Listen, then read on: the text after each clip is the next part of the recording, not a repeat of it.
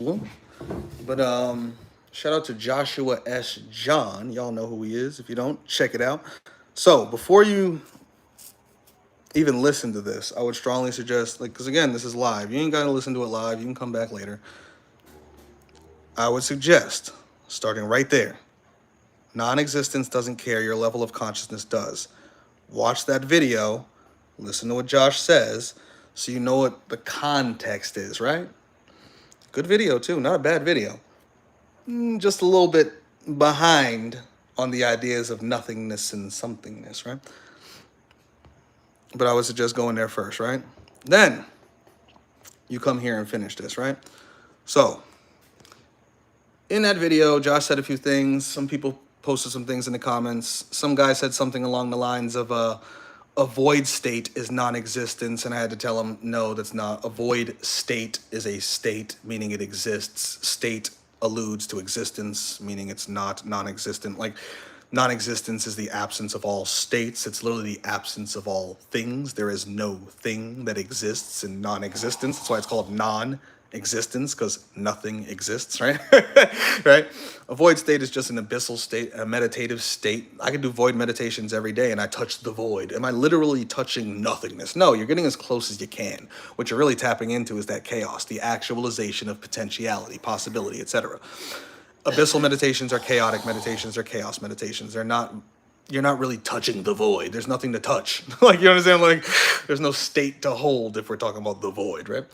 Not realistically. Like, come on, people. Like, let's get this shit, right? Like, we've been saying this for, how can we not get, let's get it. I understand why people don't get it. They don't look. But anyway, shout out to you, Vase, and I see you in here, and whoever else just got in here, shout out to you too. All right, so before I even, no, because I did this. So I shared this right here, right?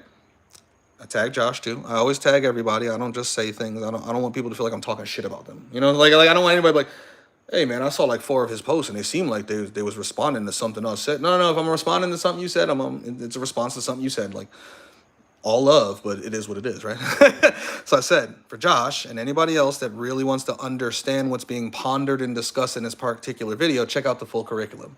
Because he's doing a lot of pondering. There's a lot of maybes, what ifs, I think so's. There's not a whole lot of objective fact. Even when he says something can't come from nothing, that's true. Something can't come from nothing, fact. But that's not the argument now, is it? If you've been around here long enough, you know that's not the argument. It never has been. Not for like 3,000 years now. So it's like, this is what I mean by people don't really study these things. He's thinking about it. The fact that he got to where he is off thought is good. He's at where all the religious people get to, which is necessary existence. It's where all the religions get to, and they stop there. All of them, the love and light shit, the new age shit, the Christian shit, the Muslim shit, all of them, Buddhism, all of them stop there. No, actually, Buddhism does go all the way to the void. They go all the way to the void. But most of them don't. Most of them don't even touch chaos. They stop at God. Most of them don't even go past conscious existence, let alone conceptual existence, non-conceptual existence, actualization of potential. Like, they don't study enough to know these things, right? So they get stuck where all the religions get stuck, which is God is all there is. Conscious existence is all there is. No, false, right? So anyway, check out the full curriculum. We don't just ask these questions, we actually answer them very thoroughly. Very thoroughly, right? Don't waste another 10 years asking the same exact questions without doing the proper study to even understand the questions, let alone gather the answers and then apply them, because that's what most truthers be doing. Truthers, rebels, revolution, all these thinkers of some sort, these philosophers, just philosophize and philosophize and philosophize, never come into any real conclusions or solutions for anything, but they complain about shit every day. Can you do lectures, take a puff, and listen to headphones? When I'm letting them record, I'll go in there and listen, because I'm gonna have them listening to some shit too.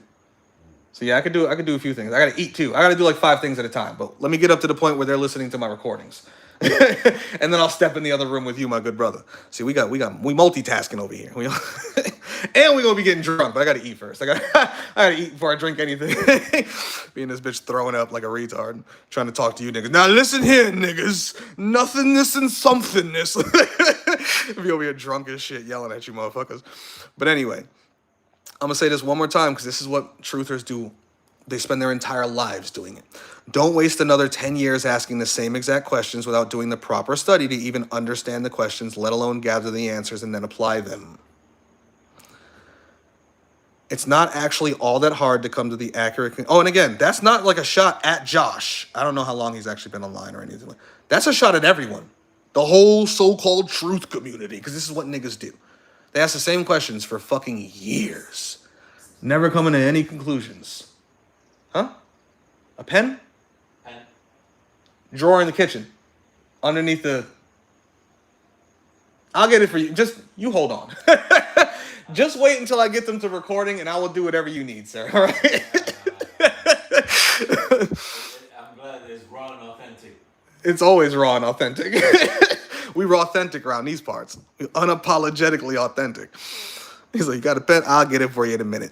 Let's see. Motherfuckers will spend years asking the same questions, never coming to conclusions, never coming to solutions. When the solutions are presented to them, they want to deny them because they don't feel good. They don't like them. They can't objectively argue against them, ever. They can only subjectively argue against them with their feelings, their morals, their ethics, and I go, that's fine. Don't do that thing then. What are you going to do? Focus on what you'll do. Don't just focus on the one thing you won't do or the one thing you just focus on what you will do. Like, how about that? What are you doing? Like, you know what I'm saying? What solutions are you offering? You get what I'm saying? Like, figure it out, all right? It's not actually all that hard to come to the accurate conclusions and then find the solutions to the problems everybody complains about every single day. It just takes time and an actual want for real solutions rather than simply wanting to feel good about your existence, believing that you'll eventually get your perfect heaven somewhere, some way, somehow. No more appeals to futility. No more nirvana fallacies. No more Pollyanna bullshit. Fuck all that love and light, new age kumbaya bullshit. That's not reality. Reality's entropic whether you like it or not. Not just this realm, reality. And if you're going to claim otherwise, make it make real sense. You never will. No one ever will, because it's impossible to do. Like, claims are one thing, backing them up is another, right? It's time to grow the fuck up, people. Let's be real, right? And I left them the curriculum and all that good stuff, right? So go there, check that out to get the fucking context, right, of what we're talking about here. Shout out to Josh. Go give him a follow. Go give him a subscribe, my nigga. You know what I'm saying? Go check him out. Now, we scroll up here to where we was at. Because in the video, Josh had said non-existence is indifferent. And I had to say, no, it's not. It's not indifferent, nor does it care, nor does it not care. It's nothing. Non-existence is non-existent.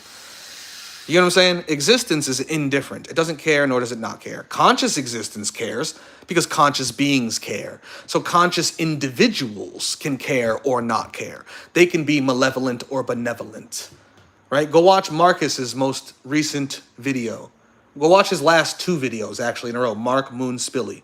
And go back to my streams and watch, go to my videos and watch Reality is Neither Benevolent or Malevolent. Go watch those three and watch his video and listen to what we're saying here. And you'll get what we're saying, right? Now, Vazen going in.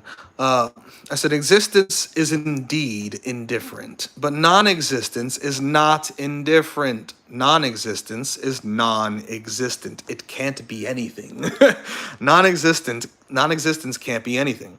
It can't be malevolent, benevolent, or indifferent. It can't care or not care. Typo. Look at that. Because it's not even an it. There's nothing to be indifferent. There's nothing to care or not care. There's nothing, right? If the existence of everything is ceased, there literally is no care. There is no indifference. There is nothing, which is the point, right? That's the point everybody likes to ignore. Like, they ignore the question. How can we end all suffering? Give me a better answer. They never will. Their answer will never actually equate to ending all suffering. It will always equate to lowering suffering or maintaining the same level of suffering just in a manner that benefits them more. Or even increasing suffering by adding to the suffering through their version of utopia or dystopia or whatever the fuck they think they want to do in reality. But they still want to keep it going. Right? Existence came from chaos, as all things do. All things are nothing but possibilities actualized into existence. And within existence, all possibilities are probabilities based on their level of probability of coming into existence based on what already exists. Duh. Like study probability. Like study. If anybody actually wants to understand this, oh no, okay. Existence came from chaos, as all things do, which is itself nothing yet something simultaneously and yet non-paradoxically because it must be. That which comes before existence cannot be existence, right? Like, yet existence must have a cause if it's not eternal, infinite, and perfect. If it wasn't always, there was a time before it. And if there was a time before it and then it occurred, there was nothing and then there was something. Why? And whatever that why is, whatever that cause is, must literally be nothing yet something simultaneously yet non-paradoxically, because it literally has to be, which is why we study metaphysics. Because necessary existence is impossible, meaning existence couldn't have always been, because all things in existence have an age. Because all things in existence are imperfect, meaning existence is imperfect, meaning existence has an age, meaning there was a time before existence, a time, quote unquote, before existence, because chaos has its own timeline based on all that it's actualized, right? Therefore, that thing that causes existence can't be said to exist, so it must be nothing. Yet it still does something, so it is still something. Simultaneously, yet non-paradoxically, and it's required. Has to be. Nothing can exist impossibly. Possibility must be there for something to be there. If there is no possibility, there is no something. If it's impossible, it doesn't occur, right? So possibility is required for things to occur, right? No possibility, no existence, right? This is very basic shit. Yet possibility is not an actual thing, is it? Is possibility a literal thing? No. There's a towel on this table. It's black, so you can barely see it. You see the towels there. Is a possible towel an actual towel? No, you have to actually make the towel, right? I could hypothesize, I could think of making something, but it's not real until I make it. My thoughts are the first level of its realness. Conscious realness, thought realness, astral realness. They call it virtual reality. And I don't mean virtual as in digital. I don't like that they call digital reality virtual reality. They should really change them. But virtual reality, if you just look it up as far as the differences between material reality, virtual reality, and possible reality, or potential reality is what they would call it. Virtual reality is all in the mind. It's all in consciousness. It's not something that physically, material, or anything like that has been manifest into reality. But it exists in the mind of someone somewhere. Someone is thinking about it. But it's not actually happening physically or materially, right? That's called virtual existence. This towel had to go from someone's mind, virtual existence, the process of creating towels, to the actual process of creating the towel, so the towel could become real. They actualized the towel. It was a possibility prior to there ever being existence, because it was possible this existence could come into existence and all the things that could possibly happen that would eventually lead to its existence. But it became probable when the person who thought of it came into existence. Its probability rose. Because now there's a thing that exists that makes it more likely to exist. That's how probability works. And then something actually made it exist, right? So I went from non-existent to existent. It was nothing and then a thing. As all things in existence are. As the phone you're looking at did not exist. All the minerals and materials inside had to be dug up. But there was a time where they didn't exist. They had to come together as minerals and material. Like, there was a time where nothing existed. Because all things in existence, all of them, didn't exist at some point. There's nothing you can point to in existence that existed forever. Nothing. I'm looking around a room, I see my boy in there, I see his laptop, I see a water bottle, I see this table, I see a door, I see a chair, I see a bag, I see weights, I see a pull-up bar. None of this stuff is eternal, right? Yet it all exists. Therefore, existence isn't eternal, because existence is made up by all that exists. And if existence was eternal, all that exists must be eternal. Because all that exists makes up existence, right? So if all that exists is not eternal, then existence, which is made up of all that exists, is also not eternal. Therefore, it had a start point. Had to. Literally impossible for it not to. So if it had a start point, there was a point where it started, meaning it was not here. It did not exist. There was nothing. And then there was something. The question is, how? Right? But we know that's the case. That's a fact. That's inarguable. Has been for almost 3,000 years now. Definitively proven. With every single thing in existence. There's nothing in existence that doesn't prove this. And there's nothing in existence that disproves this. All of existence itself proves this to be true. All of it. Every fucking atom of it. Like, the entire essence of it. Right? So the goal would be to figure out, if you really want to end all suffering, you got to end all consciousness, right? But then that comes from existence. So you got to end all existence, right? But if existence is this never-ending cycle from chaos, well, then you got to figure out chaos. And then you figure out chaos and realize, oh, it's not actually a never-ending cycle. It should end at some point. It's just going to be Googles of existences from now, most likely. So we don't want to wait that long. So how do we speed it up? This is the step-by-step process to getting to the end goal if you actually want to end all suffering. Now, if you don't want to end all suffering, then that's not the question you're asking, so that's not the answer you're seeking. What is the question you're asking? What do you actually want to do? Do you want to lower suffering to a certain extent based upon the world you want to create? Well, then we'd have to come to solutions on how to get that world. That's a tier 1 mindset. If it's for the people, if it's for your narcissistic self, it's a tier 5 mindset. But even if it's for the people as a tier 1 mindset, your utopia is going to eventually become dystopian. It's going to be a dystopia off rip to those who don't like it.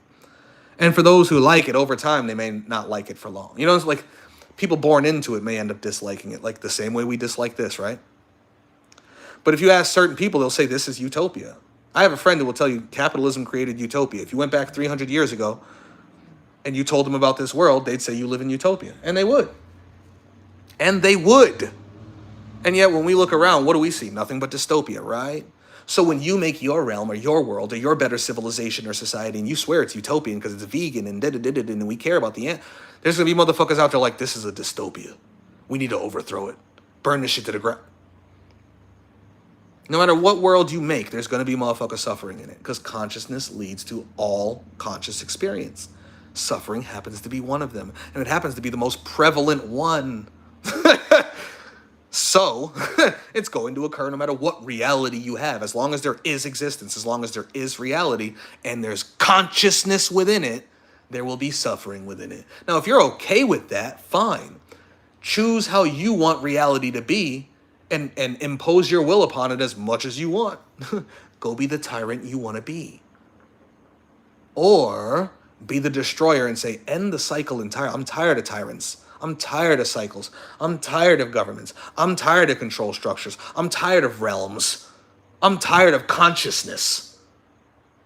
I'm tired of reality. I'm tired of chaos. Do you understand what I'm saying? What level of tired do you have? What level of problem do you want to address? Well, then that's the level of solution you need to be seeking. There's no point in talking down the solution of non-existence if existence as a whole is not your problem. If your problem is just this one little world, then your solution should be to burn this one little world. And this is a hell realm, right? So there should be no issue with that. Especially if you think there's more worlds, more realms, you think you're going to get out of here. You're not dying here isn't actually death. Then you should have no problem ending the avatar you're in, let alone the other avatars. None of these are real. It's just a hell realm designed to maintain us here, right? They stuffed us into GTA 76. If you're willing to go beat up the prostitute in GTA 6, which I know a lot of you motherfuckers will be doing in 3 months, like, you should have no problem destroying this place because this is the actual hell realm you're stuck in. That's just a game and you're willing to fucking fuck things up in it. This is real to you. This is actually happening to you. And you're not willing to fuck things up? Well, that's weird behavior, right? React accordingly, right? Right? Like... So for those who just have a problem at any level within reality, your solution is based on the levels within reality that the problem is on. But if your problem is reality itself, your solution is going to be bigger. Your solution is non-existence. But if you want permanent non-existence, it's not just this reality as a whole. And I don't mean this little realm. I mean like all of existence as it is right now. If all of existence as it is right now is your only problem, and you'd like to see another type of existence, then you want to get rid of this one and get to that next one faster. If your current human life is the problem, but you believe in reincarnation, just end the current life and you'll start a new one and see what that one's like. If it's just this realm, get on your astral game. Do you understand? There's solutions for every problem on any level of reality you present one on. The question is, what do you see as a problem? That will be what leads you to what you see as a solution. If you're someone like myself who says, nigga, the cycle of existence, meaning chaos itself is the problem, the actualization of potentia, as Aristotle would put it, the actualization of potential is the problem for me. So what's my solution? I must deal with the chaos, right? The solution is always dependent on what the problem is. The answer always depends on what the question is. So you can't say this is not a solution without saying, well, what was the question then, my guy? Because if nothingness is not a solution, what was the question? Because nothingness is a solution to many questions, especially the specific question I'm asking, and the question that most of the fucking sufferers out there want to ask. How do we end all suffering? I have the answer for you. You just don't like it. And you'll never come to another answer that actually concludes in ending all suffering. Ever. Period. If your answer still ends up with conscious existence in the end, suffering will continue. Get rid of conscious existence. Okay, but you keep reality. Guess what? That shit's going to eventually come back, right? All right, get rid of reality, but you keep chaos. Okay, that shit's going to eventually come back, which is going to eventually cause consciousness to come back, which is eventually going to cause suffering to come back. Okay, then you got to get rid of the chaos. Do you see the stepping stones here? Do you really want to answer the problem or not? Do you want to solve the problem, or do we just want to cry every day? What do we want to do? It sounds to me most motherfuckers don't actually want to solve the problem. The problem is not suffering. That's not the problem. Because the answer is clear. Get rid of all of that suffering causes suffering. Because consciousness leads to suffering. It is what it is. Well, I don't want to do that. Okay, then what's your real problem? You don't want certain types of suffering. You don't want, break down the problem thoroughly so you can come to real conclusions about exactly how and why it occurs. Why does it even exist? Then you can solve those fucking problems. But if you're unwilling to look at it like that and break it down thoroughly and actually study it to know it for a fact, you'll never come to solutions. Folks want to spend too much time on what they won't do, spend too much time on what they disagree on, and not spend enough time on what they will do, what they are doing, what they have done, what they're going to do, what they're going to do more of, etc., right? Anyway, I'm just repeating some of the shit that I already said. I just wanted to say it again because I know that in these recordings, I don't say it well. My mouth was not keeping up with my brain at all, but I think it was decent enough to let it go. So I'm going to share it with y'all anyway, but I just figured I'd reiterate some. So here was his response to that, right? Oh, no, I didn't even finish that, did I? If anybody actually wants to understand this for real, rather than just asking the same questions for 10 years in a row, we've made an entire curriculum very thoroughly explaining it. You can fully understand exactly what and why and how existence is, and also understand why and how true non-existence for all that exists, including that which causes existence, is absolutely possible and very likely guaranteed. Very likely guaranteed. Because if existence is imperfect, that which created it must also be imperfect. Because nothing perfect could ever lead to a creator contain something imperfect. That which is imperfect can never lead to a creator contain something perfect, which is why you imperfect beings will never create your perfect heavenly realms. You'll never even create a realm that's perfect for you, let alone anything and everything in existence. That's laughable. Because you're not perfect. You're not even perfect enough to know what's perfect for you. Real talk. So anyway. His response was, could it be possible that people just disagree with you and your solutions? Oh no, we have another wannabe tyrant god over here. This comment is all in good fun, my friend. How did something come from nothing? And how does going back to nothing guarantee something won't continue to happen against nothing's will? It won't have one. Exactly, there'd be no will. If there's true nothing, there's no going back to nothing, because that'd be going back to chaos, which is like a level of nothing. It's like a tier of nothing. It's like, null, and then null 0 and null 1. That's null 0, right? There's never been a true null. We're trying to get to a true null. We're trying to get to true nothing, which has never been occurred. So you can't bring it back to nothing, because the nothing we're trying to bring it to, it never has been. It's been chaos. That's something that is nothing. That in between, right? You got to get rid of the chaos to get to the true nothing. And once you get to the true nothing, there is nothing. There's no chaos. There's no potential. There's no possibility. There's no actualization. There's nothing. Do you understand what I'm saying? So bringing it back to nothing, which is really bringing it back to chaos. And how is going back to chaos guaranteeing something won't continue to happen against nothing's will? It's not. It's not at all. Period. But we already addressed this. If it can't protect itself from that something that came back again from nothing forever and ever. You're absolutely right. What you're talking about there is chaos, the cycle of chaos, the actualization of potential, the cycle of existence, non-existence, existence, non-existence, life, death, life, death, life, death, incarnation, death, reincarnation, incarnation, death, reincarnation. It's a cycle. Creation, growth, decay, creation, growth, death, decay, creation, growth, death, decay. Just look at nature. Look at the cosmos. Look at all that exists, as above, so below, as within, so without. This is the cycle that it all runs on. That's the cycle you got to get rid of. That's what Bliss calls the Ouroboros.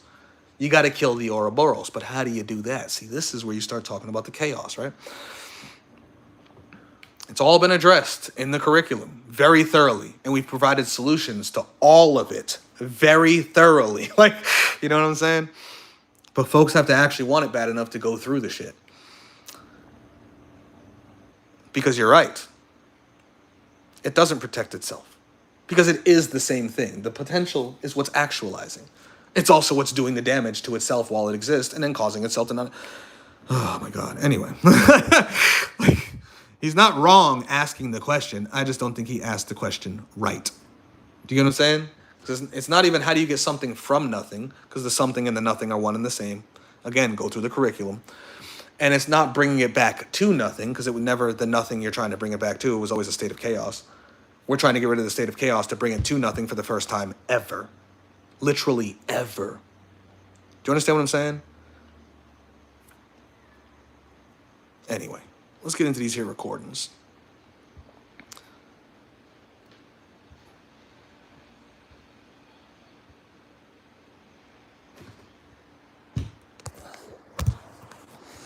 I'm going to go eat something and help my boy with whatever he needed help with. But, let me make sure the chat's on, too. No moderation, no filters, none of that shit. And chat filter, all messages. What up, Amon? All right. Now let's hear what we had to say about that. Shout out to Josh. Because he made that video knowing I'm going to see it. You know what I'm saying? Like, I love him.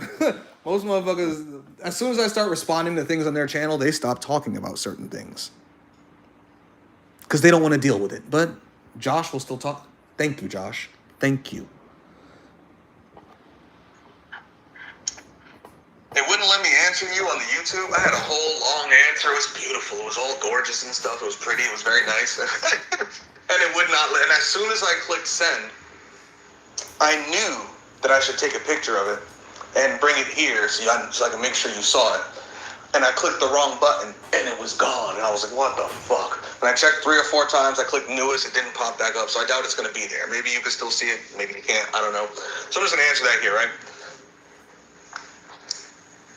When it comes to, so you said, I'm trying to read it because it's small from my, could it be possible that people just disagree with you and your solutions? I mean, that could be possible, but what did I actually say?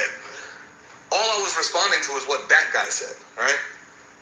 Because there was a guy who said in your comments, and then I just posted another comment on top of it to explain it, right? Where he said, the void state is non-existence. And I said, if it's a state, it's not non-existent. The moment you have a state, you are alluding to existence. You know what I'm saying? Like, non-existence is the lack of all states. There is no states, right? And that made me think further on what you were saying in the video when you said nothingness is indifferent. And I said, no, it's not. Because it's nothing.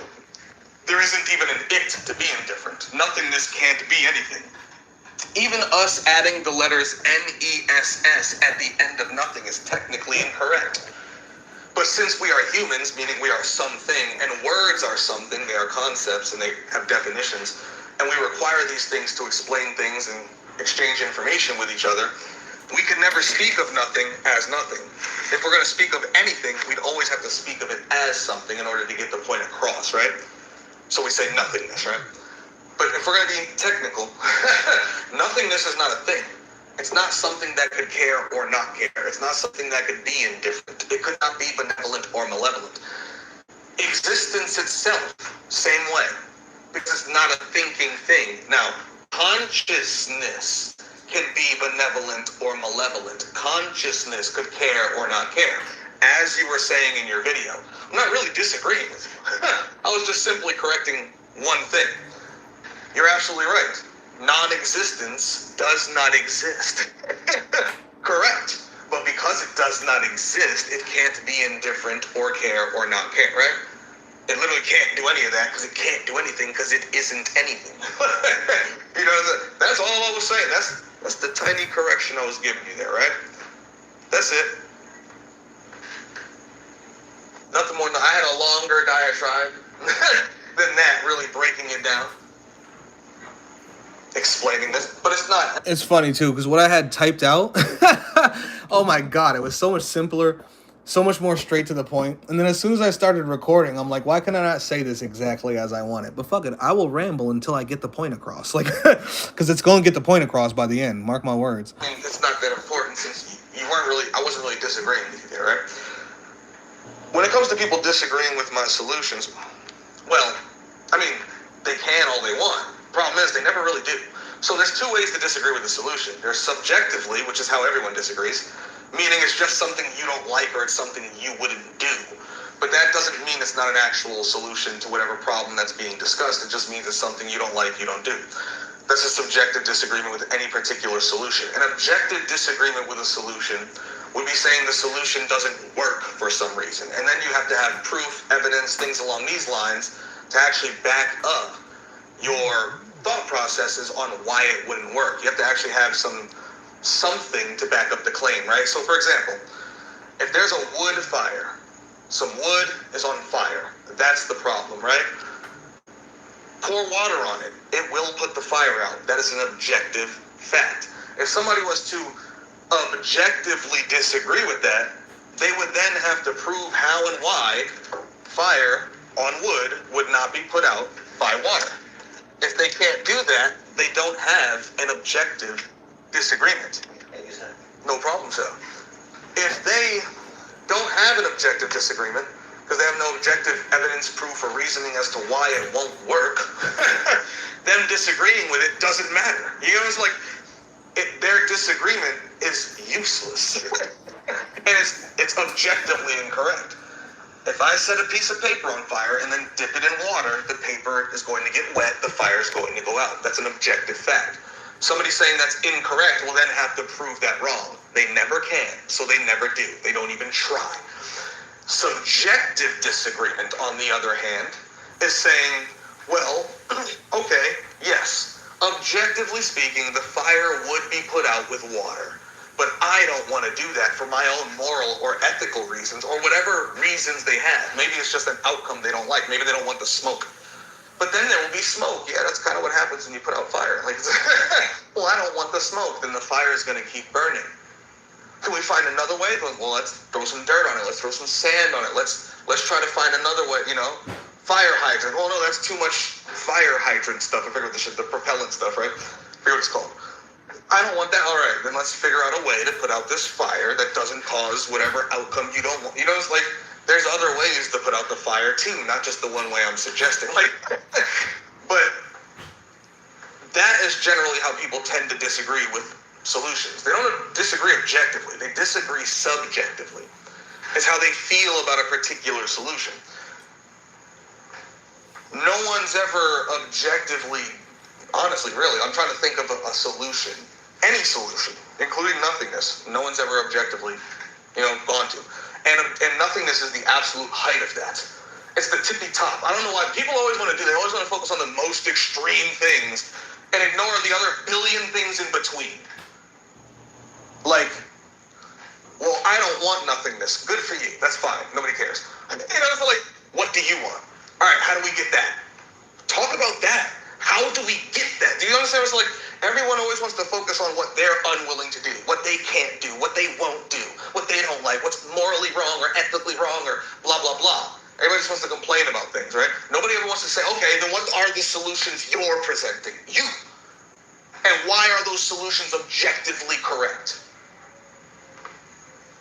What are your subjective goals on every level of reality, starting right here, because you're here right now? Don't just focus on after dying, because you have no fucking clue what's going to happen after death. Let's be real. No one can prove anything about what's happening after death. Most niggas aren't even subjectively proving it to themselves with astral practices and all sorts of crazy shit, right?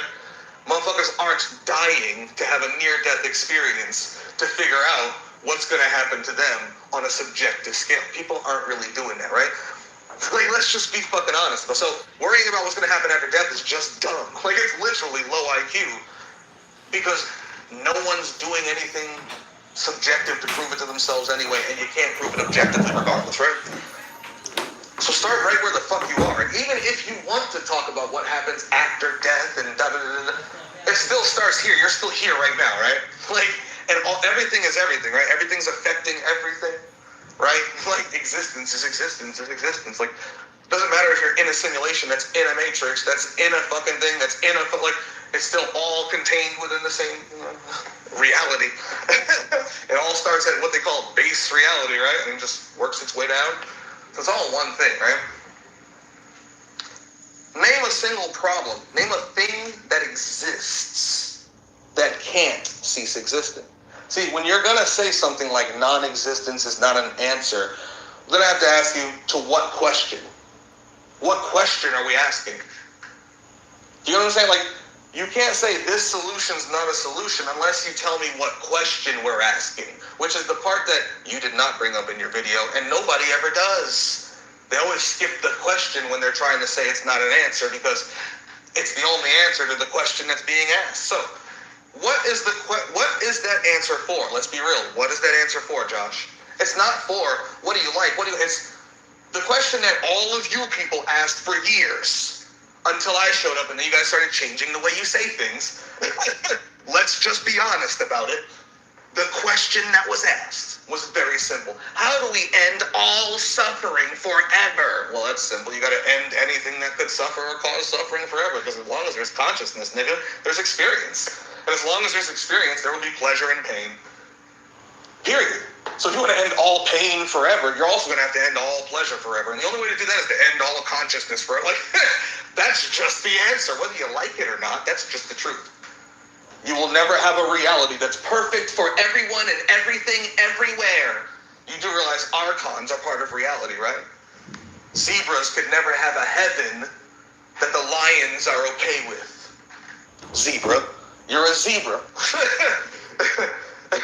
Trying to have a perfect heaven for all things while there's lions out there. You can never have that.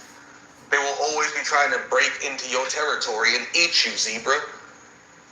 They'll always be hunting the fields for your ass, zebra. And little do you know, you're a lion to other things.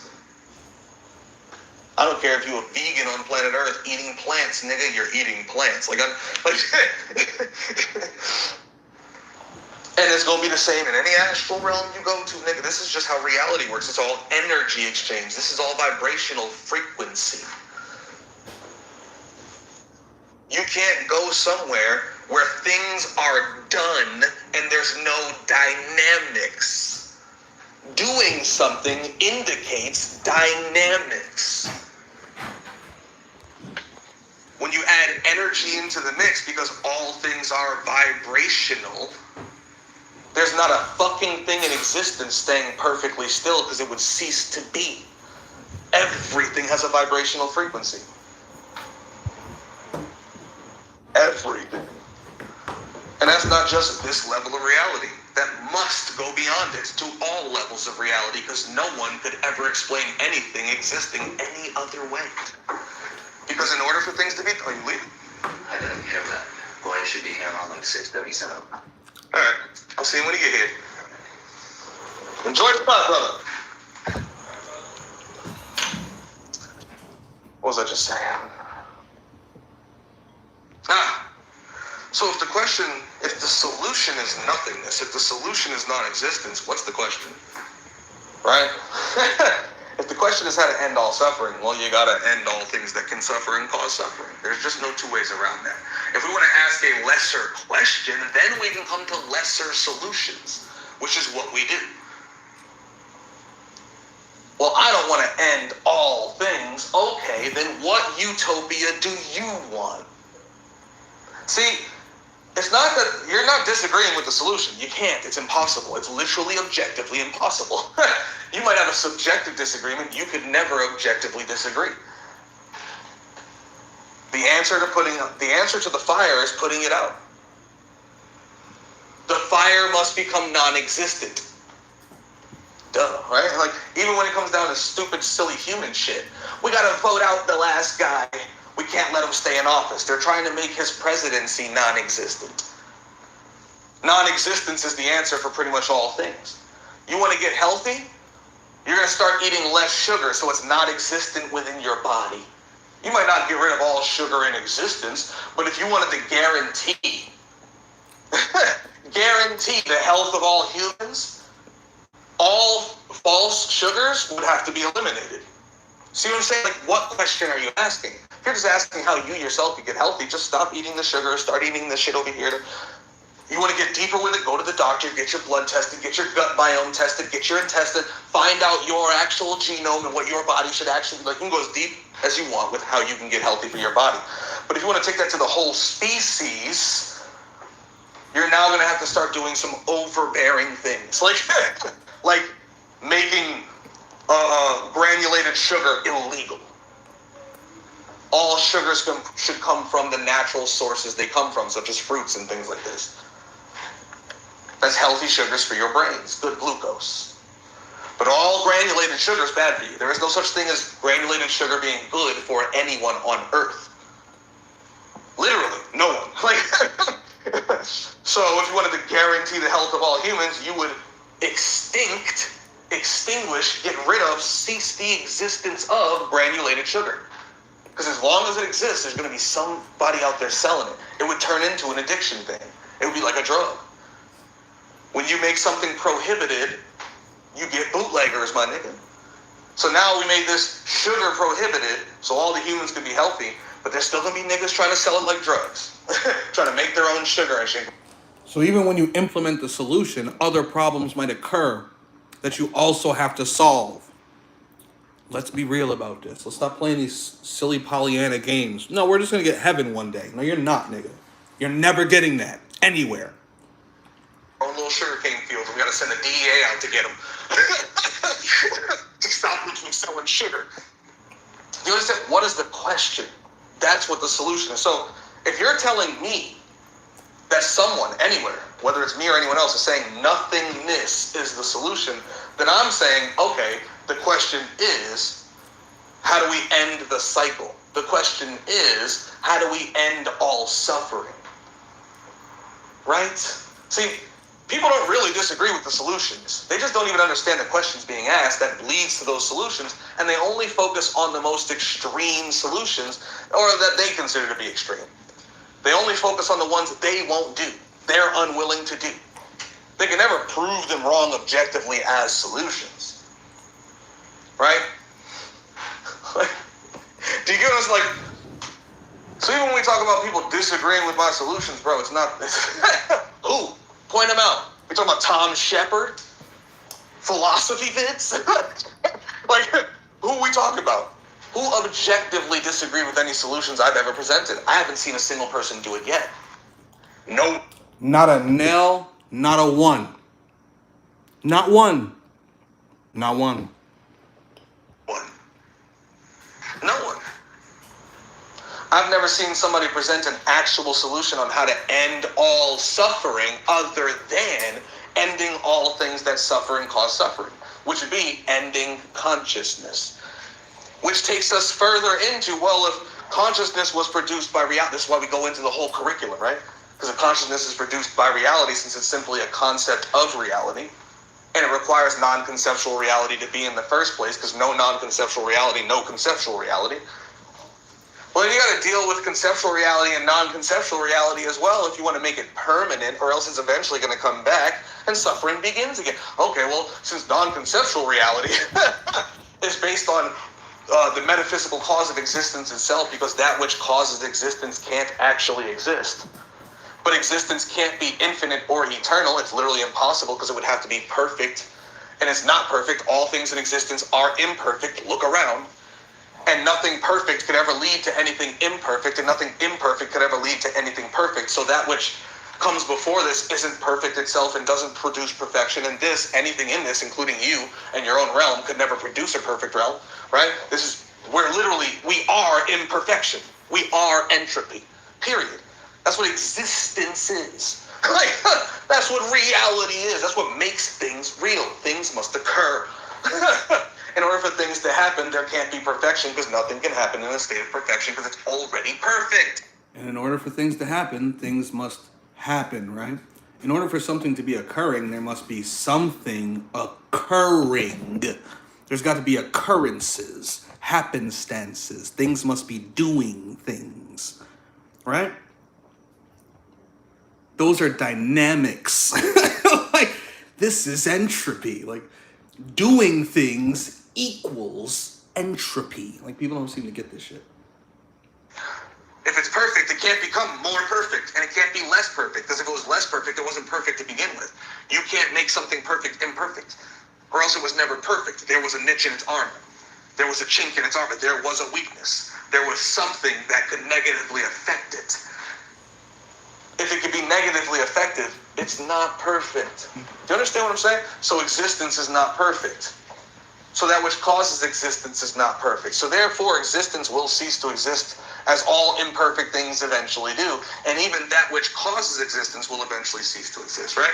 But since that which causes existence can't be something existent itself because it causes existence, it literally must be, has to be, there's no two ways around it, classifiable as something, yet nothing, simultaneously, but non-paradoxically. And the only thing that fits that definition, as we've talked about before, is possibility, aka what fucking, wow, why can I not think of this Greek nigga's name?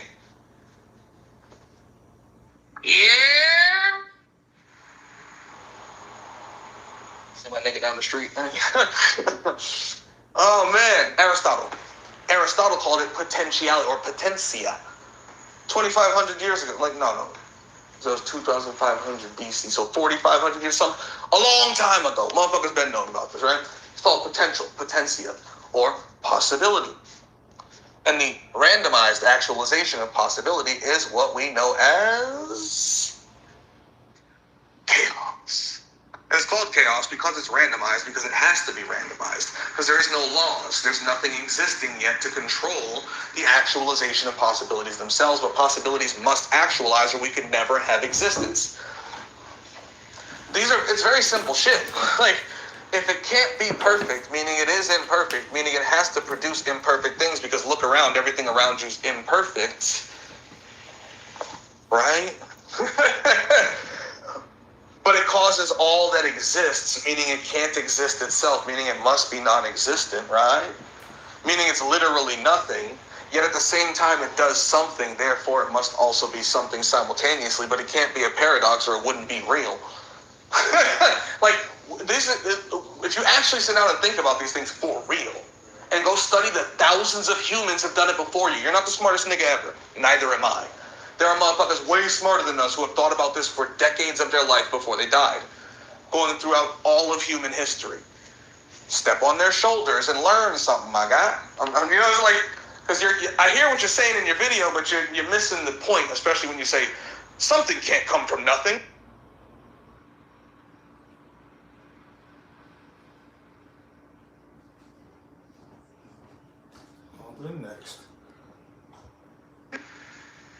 Throughout all of philosophical history, the argument has never been that something comes from nothing. The nothing is the something and vice versa. Possibility becomes probability. That's why I keep telling niggas to study probability. You can actually understand reality then, and why things happen the way they do and when they do. And if you understand that possibility is the first part of probability, it makes sense. Again, something can't come from nothing, but something is nothing, and vice versa. There was no universe. It did not exist. The universe was non-existent. Now there is a universe. It does exist. The universe is existent. You didn't exist as a human at some point, and now you do. So you can go from not existing to existing. And if you can go from not existing to existing, then you can also go from existing to not existing. But if you can go from not existing to existing back to not existing, then that's a cycle. Well, what's the next step in the cycle? This is a very simple math question in class, right? When they say 2, 4, 6, what's the next step? Well, if this is 2 plus 2 is 4 plus 2 is 6, then I'm probably going to have to plus 2 again, and it's going to be 8, right? So if I can not exist and then not exist, I could probably exist again. That's the cycle, right? This is how simple a lot of these things are to understand. Do you want that cycle to continue? Yes or no? If the answer is yes, don't do shit about it. If the answer is no, now you got to start studying the cycle. Well, why does that cycle exist? How the fuck does this metaphysical cycle even exist? Because it is metaphysical. Because it starts at the point of non-existence. So now you got to start studying metaphysics. Like, there's step-by-step processes that come to the answers to these questions. Like, it's not hard. It just takes time and effort. You have to actually want the answers. And once you do, you realize it's not that something comes from nothing. It never has, and that's never been the argument. This is what I mean by when people argue against it. They're not even arguing the solution. That's not arguing against something and nothing. That's not the argument. Nobody ever said something comes from nothing or out of nothing. It is nothing. And there's no objective way to argue against it. And it's still non-paradoxical, which is why they call it chaos. Because it breaks the brain. And yet, it's absolutely 100% objectively required for existence. Anyone who argues otherwise would then have to argue for perfection. But why? Let me explain. So, if everything in existence is imperfect, right? And everything in existence didn't exist and then it did, there's nothing you can point to in existence that existed forever. Not one thing. I'm looking at a water bottle, a pistol, a lighter, an ashtray, the water in the bottle, my physical human body, this table in front of me. None of this existed forever. None of it. And none of it will exist forever. Right? Because it's all entropic in nature. Because all of existence is entropic. It's required for anything to occur. In a state of perfection, nothing can happen. Literally nothing.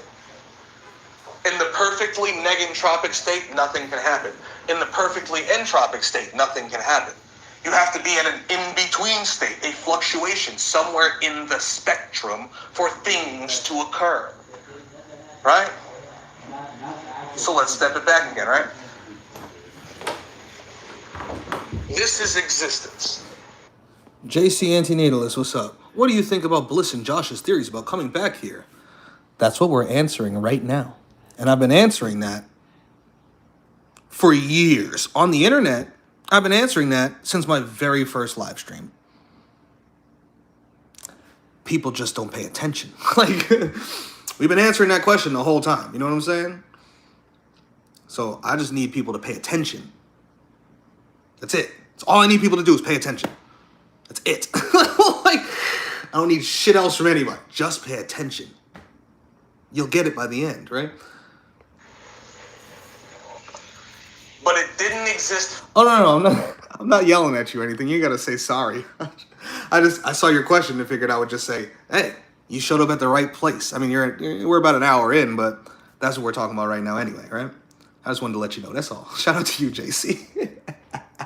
I know I be sounding more annoyed than I actually am. I talk certain ways to get points across. You get what I'm saying? Like, do you get what I mean? I like to say certain things in certain ways so people can really like. I'm just talking. Like, go ahead and listen. Forever. Because nothing in existence. Run that back just a little bit for you there. Just a little bit, because I don't. Point to an existence that existed forever. Not one thing. I'm looking at a water bottle, a pistol, a lighter, an ashtray, the water in the bottle, my physical human body, this table in front of me. None of this existed forever. None of it. And none of it will exist forever. Right? Because it's all entropic in nature. Because all of existence is entropic. It's required for anything to occur. In a state of perfection, nothing can happen. Literally nothing. In the perfectly negentropic state, nothing can happen. In the perfectly entropic state, nothing can happen.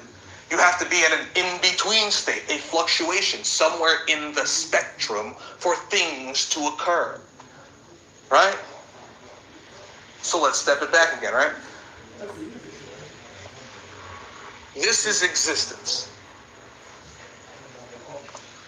But it didn't exist forever. Because nothing in existence is eternal. Nothing in existence is infinite. Nothing in existence has existed forever. And there's nothing you can point at in existence that will exist forever. Period. So that means existence has an age. And everything you can point to in existence has an age. Even the universe has an age. They don't know exactly how old it is. But we know for a fact it has an age. Shit, simply due to the fact that everything in it has an age. Every star, every planet, every person, every bug, every tree. Everything has an age. Everything has existed for a certain period of time. Right? Which means existence itself has an age. It's not necessary existence. Necessary existence has been proven wrong for thousands of years. It's now religious. Christians believe in necessary existence because they have to. They have no way. Their God must be perfect and all and eternal and even though it makes zero sense at all. It's a religious belief, right? So if we know that necessary existence is literally impossible because nothing in existence is infinite, perfect, timeless, etc., yet everything in existence would have to be in order for it to be that way. But again, point to anything in existence that's that way, and I'll wait. You never will, right? Then it guarantees us that existence has a starting point. And if existence has a starting point, what causes existence? Because if there is nothing, right? There's nothing that exists. You should just think of the words. And then something exists. How? And we know that that's what happened. That's the thing. We know for a fact that's how it had to be. None of this was here. And then it was. So if nothing existed, and then all of a sudden there was existence, I like to just bring it to the universe to keep it small enough for people to understand this one little realm so they can get it. But you can take it as high or as low as you want. If nothing existed and then something existed, there has to be a cause. It's impossible for there to be nothing and then there be something for no reason at all. There's a reason. There was a process that took place. First there's nothing, but then something had to occur. So, if there is nothing at all, and there needs to be a cause for existence, then whatever causes existence must be non-existent. It can't technically be something that exists. And yet, it still has to act as something that exists. There still must be a process it fulfills. Actualization, going from nothing to something, going from no universe to a universe. Everything you've ever seen come into existence has a process Whether it's this water bottle and the fucking factory and all the stuff that goes into making it, or whether it's a baby being gestated in the womb after the sexual process and all that. Everything is a process, going all the way back to the very first thing that ever came into existence. That thing still required a process to come into existence itself. This is what's known as actualization in philosophy and science, especially in metaphysics. You're not actualizing something from nothing. It is nothing. Possibility is nothing. No possible thing is literally a thing. A possible person is not a person. A possible chair. Like I can look at a tree. It's wood, right? That tree is possibly 100 chairs. Like I can make 100 chairs out of that tree. But do any of those chairs actually exist? No, they're just possible. They're possibilities. They're potentialities. But until I actually start to cut the tree down and go through the process of creating those chairs, of actualizing those chairs, they will never actualize into existence. Now, since I'm something that already exists, and the tree already exists, and my saw already exists, and this entire process is an existential process, it's within existence. You need a pre-existential process in order to cause existence in the first place. It has to be a metaphysical process in order to cause existence, because it is literally pre-existential. It's before existence. It's what causes existence. See, when you understand certain things about these, and this has been thousands of years niggas been talking about this. I didn't come up with this. I didn't invent this. Motherfuckers been talking about it for thousands of years. Science and math has caught up to it now. Chaos theory has caught up to it now. Entropy, thermodynamics, all this shit has caught up. Metaphysics has caught up. Science has caught up. Physics has caught up with metaphysics. That's why they're at the quantum fields with vacuum theory and vacuum fields and shit. To the point where they're basically like, the vacuum is nothing. Yet it produces all things. How? And that's when they come up with the particles. Not the vacuum particles. There's a word for it. But you could call them vacuum particles, basically. But they're like potential particles. It doesn't make physical sense to them because it's metaphysical. They're trying to break down a metaphysical actualization process using physics, which is literally impossible. And they know it, which is why they just keep pushing as far into the quantum as they can. They'll go as far as they can before they hit that consciousness wall of where they got to start stepping into the astral, and then from there they got to step all that back, all the way back to existence itself. Because once you step into the astral, you're just talking about consciousness. But once you go beyond consciousness into the reality that consciousness itself is contained within, which is non-conceptual reality. First conceptual reality, then non-conceptual reality. Then you get back to the before there was existence at all. You just keep going back. You don't stop anywhere. And that's why we made a whole curriculum on this, because I just explained that horribly for 30 minutes. That was a horrible explanation. That was, it really was. Because I'm just speed running this shit. There's a reason why my full curriculum, my voidism curriculum is 5 streams, and they're all 5 to 10 hours long. Because we really break down, we go thoroughly into the philosophy, into the science, into the mathematics. We show you that all of these fields of study have all come to the same conclusions. Philosophers, spiritualists, occultists, magicians, scientists, physicists, metaphysicists. This is what human history is showing us. This is what the astral is showing us. This is what all the religions and spiritual systems are showing us. This is what the entertainment is showing us. This is what reality itself shows us. Constantly. Continuously. Objectively. Necessary existence is utterly impossible. For example,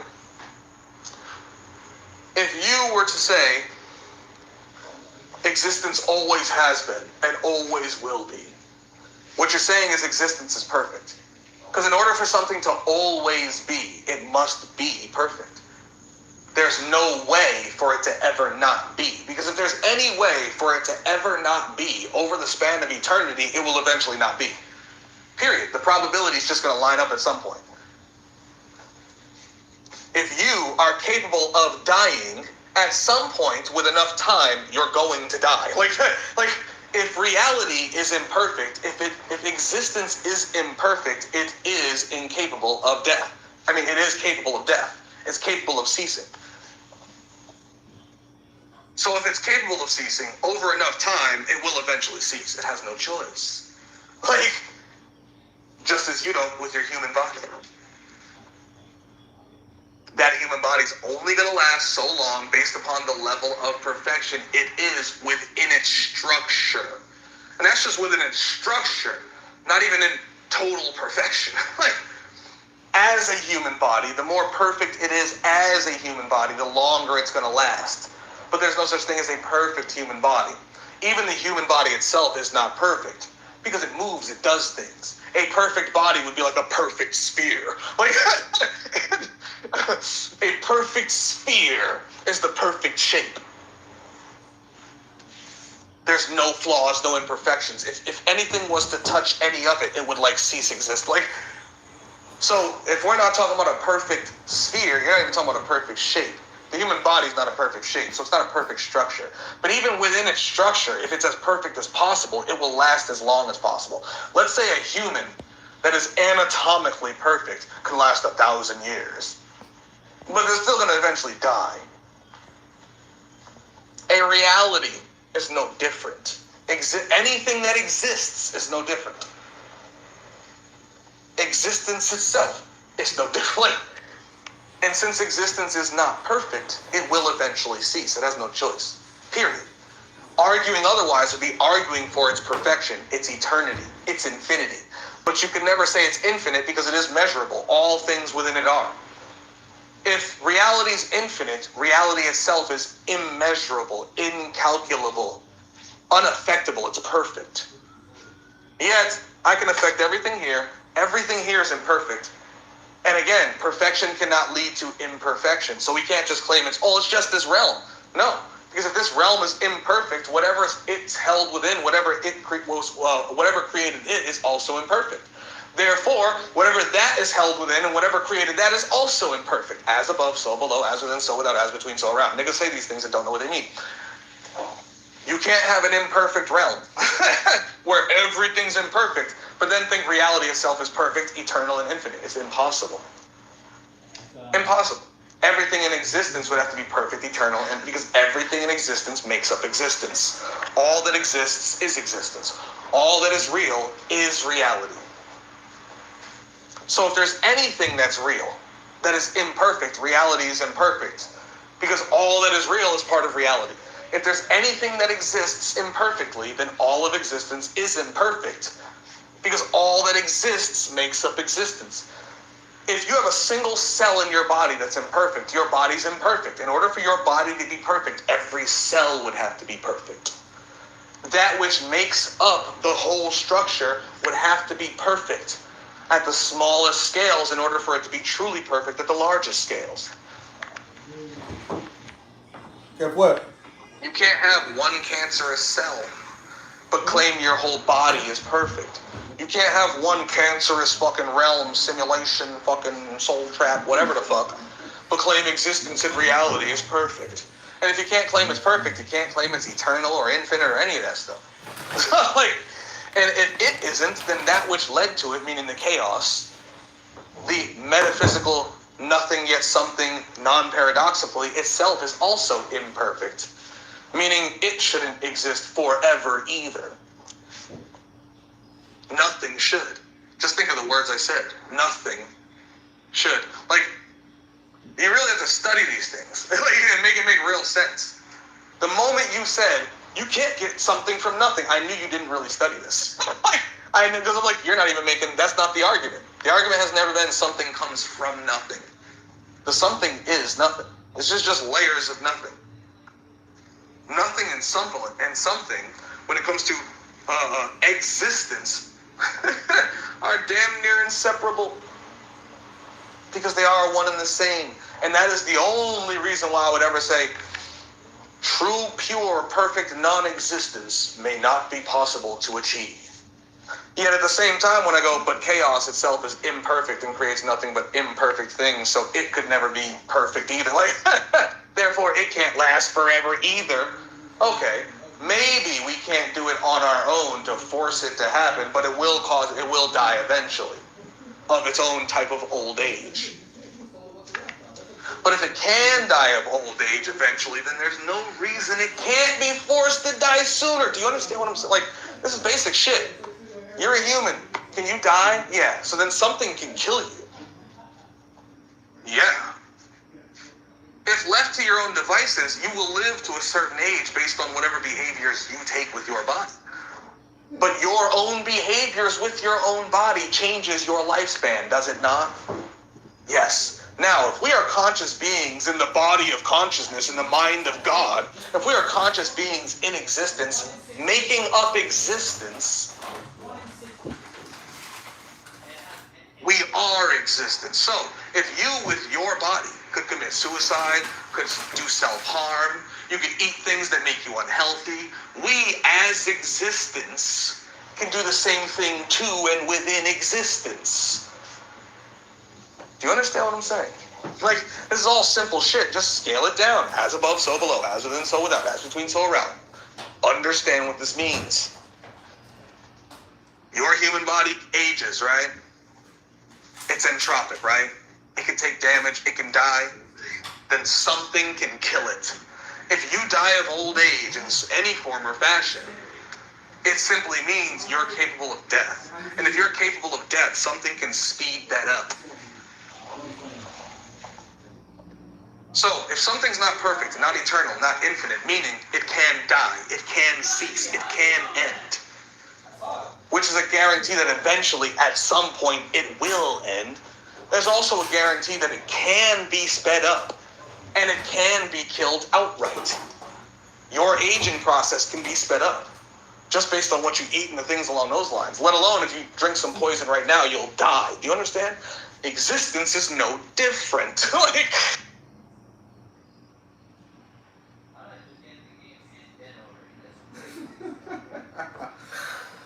Getting and die already.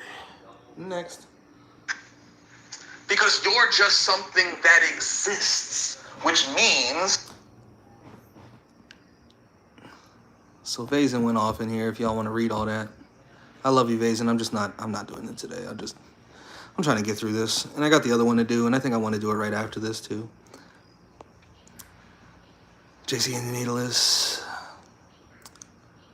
Question, where do they even get their ideas if they really did a deep dive into these stuff? If you can explain it in 10 minutes so simple. What about the aliens Bliss saw? You gotta ask Bliss about the aliens Bliss saw. Like, it's a subjective experience. All I could do is analyze Bliss's experience.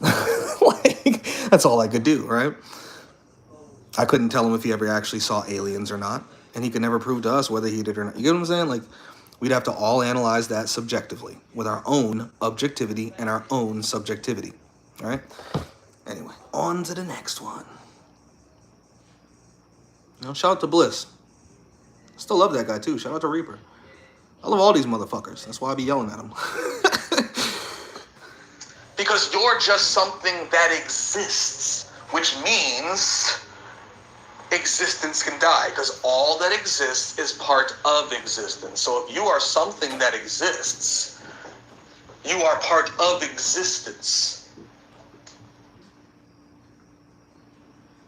Right? So if you can die, part of existence can die. Yes? Yes? So if part of existence can die, meaning all of existence can die, because everything in existence can cease to exist. There's nothing in this existence you can point to that is impossible to cease existing. Then existence itself is not impossible to cease existing. In order to claim existence is impossible to cease existing, you'd have to show me anything in existence that's impossible to cease existing, because existence is simply all that makes it up. All that exists literally is existence. If nothing exists, there is no existence. In order for there to be existence, something must exist. Right? So the moment anything exists, there is existence. That thing is existence. If that one thing that exists ceases to exist, there is nothing that exists, meaning there is no existence. So, again, existence is all that which exists. Existence is all that which makes it up. Reality is all that which is real, because all that which is real makes up reality. So if all that exists and all that which is real is capable of not existing, then existence itself and reality are capable of not existing. You can't separate the two. You can't say everything that exists is capable of no longer existing, but existence is not capable of not existing. Nigga, what? If everything that existed ceased existing, there'd be no existence. What are you talking about? If everything that was real was made unreal, there'd be nothing that's real, which means there's no reality. Like, you know, like, I'll say this shit one more time, because I've said this 1,000 times. I have an entire curriculum on it, and this is how I know niggas have not listened to it at all, but want to keep making claims, thinking they're disagreeing with me, but don't even know the claims I made because they have not viewed the curriculum. View the curriculum. Actually understand this shit before you attempt to rebuttal it, because you're not rebuttaling it. Like, all that exists makes up existence. Therefore, all that exists is existence. Therefore, if nothing exists, there is no existence. So, if everything that exists can cease existing, that means existence itself can cease. All that is real makes up reality. All that is real is literally what reality is.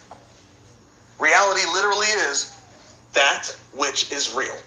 That's all it is.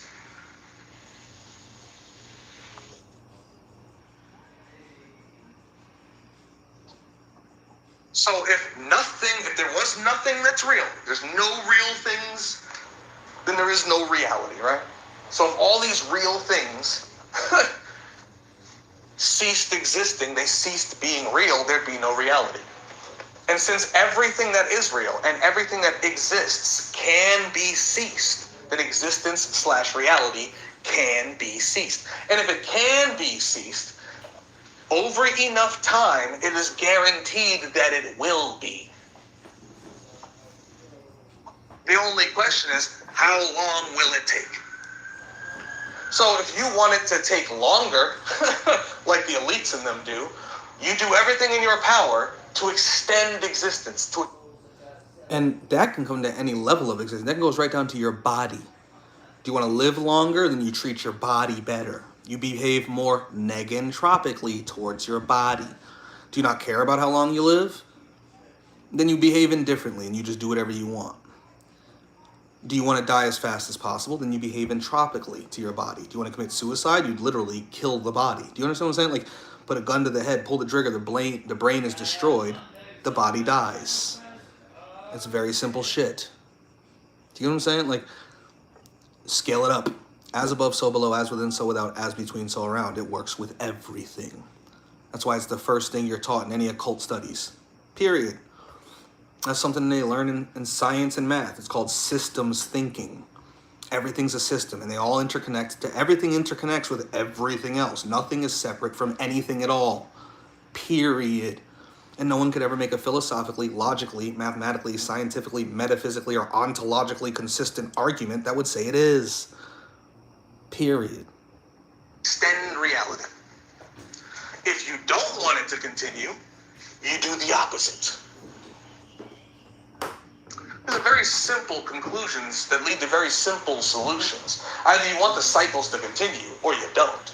But they are what they are. There's no heaven cycle. There's no perfect realm cycle. Point to it. Anyone, anywhere. You can't. You literally can't. You could never even explain it in any type of philosophically consistent manner. Because you could never explain experience without suffering. You could never explain consciousness without suffering. Period. So if you want to end all suffering, you must end all consciousness. Period. Or you're gonna have to deal with some level of suffering. Maybe you could try to lower the suffering as much as you can, but that is you attempting to establish your version of utopia. You are trying to establish your version of a better reality on whatever levels of reality we want to talk about, whether we're talking about right here on Earth or anywhere else. Right? But guess what? As we said before, the zebra's utopia and the lion's utopia are not the same, right? One man's heaven is another man's hell. One man's trash is another man's treasure. Just look at Earth. The elites love this shit. We hate this shit. That's another video or live stream you can go back and check on my channel, which was better doesn't mean better for everyone. All right? Check that out. Go check out my video or stream. I always forget which one it is, if it's a video or a stream. Reality is reality is reality, yet none of it's actually real. Check those streams. And again, check Marcus Moonspilly's last 2 videos. You know what I'm saying? And listen to Josh's video from today. There's other videos on this too that I just can't think of off the top of my head. But oh, what up, Josh? Hey, Shangiel, just saw that you were live. I have to catch it later tonight. Please don't make it hours long, but do what you want. I mean, it won't be hours long, but it will be like at least 2 hours. It'll be like 2 hours. This one. My next one's going to be a little longer, which is a response to something Sizzle had said the other day, which, you know, because these are the conversations. These are the things to talk about. All right? But shout out to you, Josh. I appreciate you just giving me something to talk about today. I really do. I'm not even joking. I appreciate the fact that you actually touched on like a real subject. Most motherfuckers never will. You know what I'm saying? They won't even touch on it. They won't even challenge it. Like, it's they just run from it. So I appreciate you at least talking about it. Like, heard. I'll catch it later. Roger that. Roger that. Matter of fact, I tagged you in the Discord too, on in the forum, which is where I'm recording this all. So it's going to be in there too. If you just want to, you know, you don't need to find it on my channel. You can just go right there. No problem. Thanks for being a good sport about it, at least. I try. I mean, this is the only thing we have to talk about, right? This is like, there's no other way to be. Like, and I like you, and you're not disrespectful. Like, you know, like certain niggas get certain reactions because they say things certain ways. Josh obviously gets the reaction that he gets because of the way he speaks. Like, gracious people get gracious responses, even if I'm attempting to correct them, disagree with them, debate anything along the lines, right?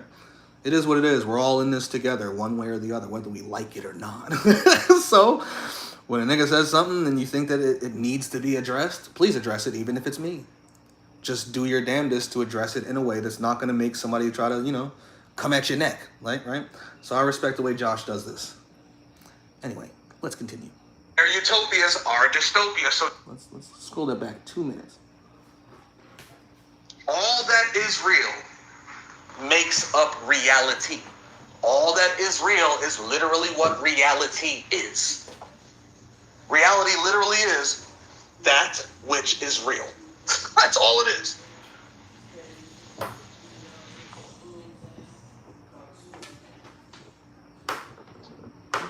So if there was nothing that's real, there's no real things, then there is no reality, right? So if all these real things ceased existing, they ceased being real, there'd be no reality. And since everything that is real and everything that exists can be ceased, then existence/reality can be ceased. And if it can be ceased, over enough time, it is guaranteed that it will be. The only question is, how long will it take?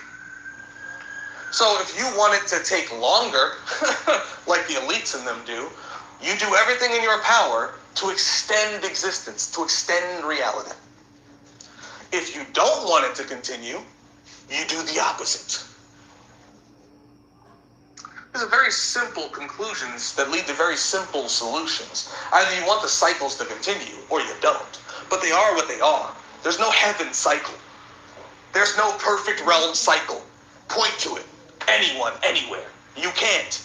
You literally can't. You could never even explain it in any type of philosophically consistent manner. Because you could never explain experience without suffering. You could never explain consciousness without suffering. Period. So if you want to end all suffering, you must end all consciousness. Period. Or you're gonna have to deal with some level of suffering. Maybe you could try to lower the suffering as much as you can, but that is you attempting to establish your version of utopia. You are trying to establish your version of a better reality on whatever levels of reality we want to talk about, whether we're talking about right here on Earth or anywhere else. Right? But guess what? As we said before, the zebra's utopia and the lion's utopia are not the same, right? One man's heaven is another man's hell. One man's trash is another man's treasure. Just look at Earth. The elites love this shit. We hate this shit. Their utopias are dystopia. So your utopia is going to be someone's dystopia. You're going to be a tyrant god too. See, that's the difference. You all want to be tyrant gods. You just don't realize it.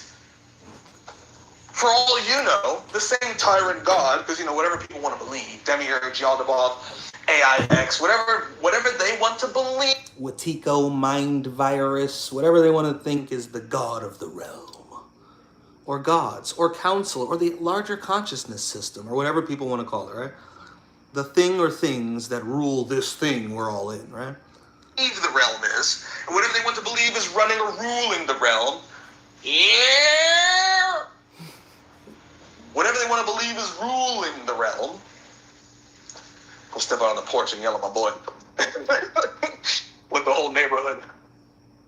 Here our yeah. Yeah. Wake the whole neighborhood up, why not? Whatever people think is ruling this place, right? This is a realm, right? And someone, something, or some council or group or organizational structure rules over it, runs it, benefits from it in some form or fashion. Yes or no? Yes, right? Yes, yeah. Mind virus, Watiko, whatever people want to call it, right? Something runs this shit, yeah? How do you know that thing wasn't trapped somewhere else before and then made this realm because... You know me, I'll tell you it's co-created for all these other... But let's just take the fucking theories that people want to take where there's something ruling, or this evil demon thing that's just running everything, right? That's just ruling over all of us, right?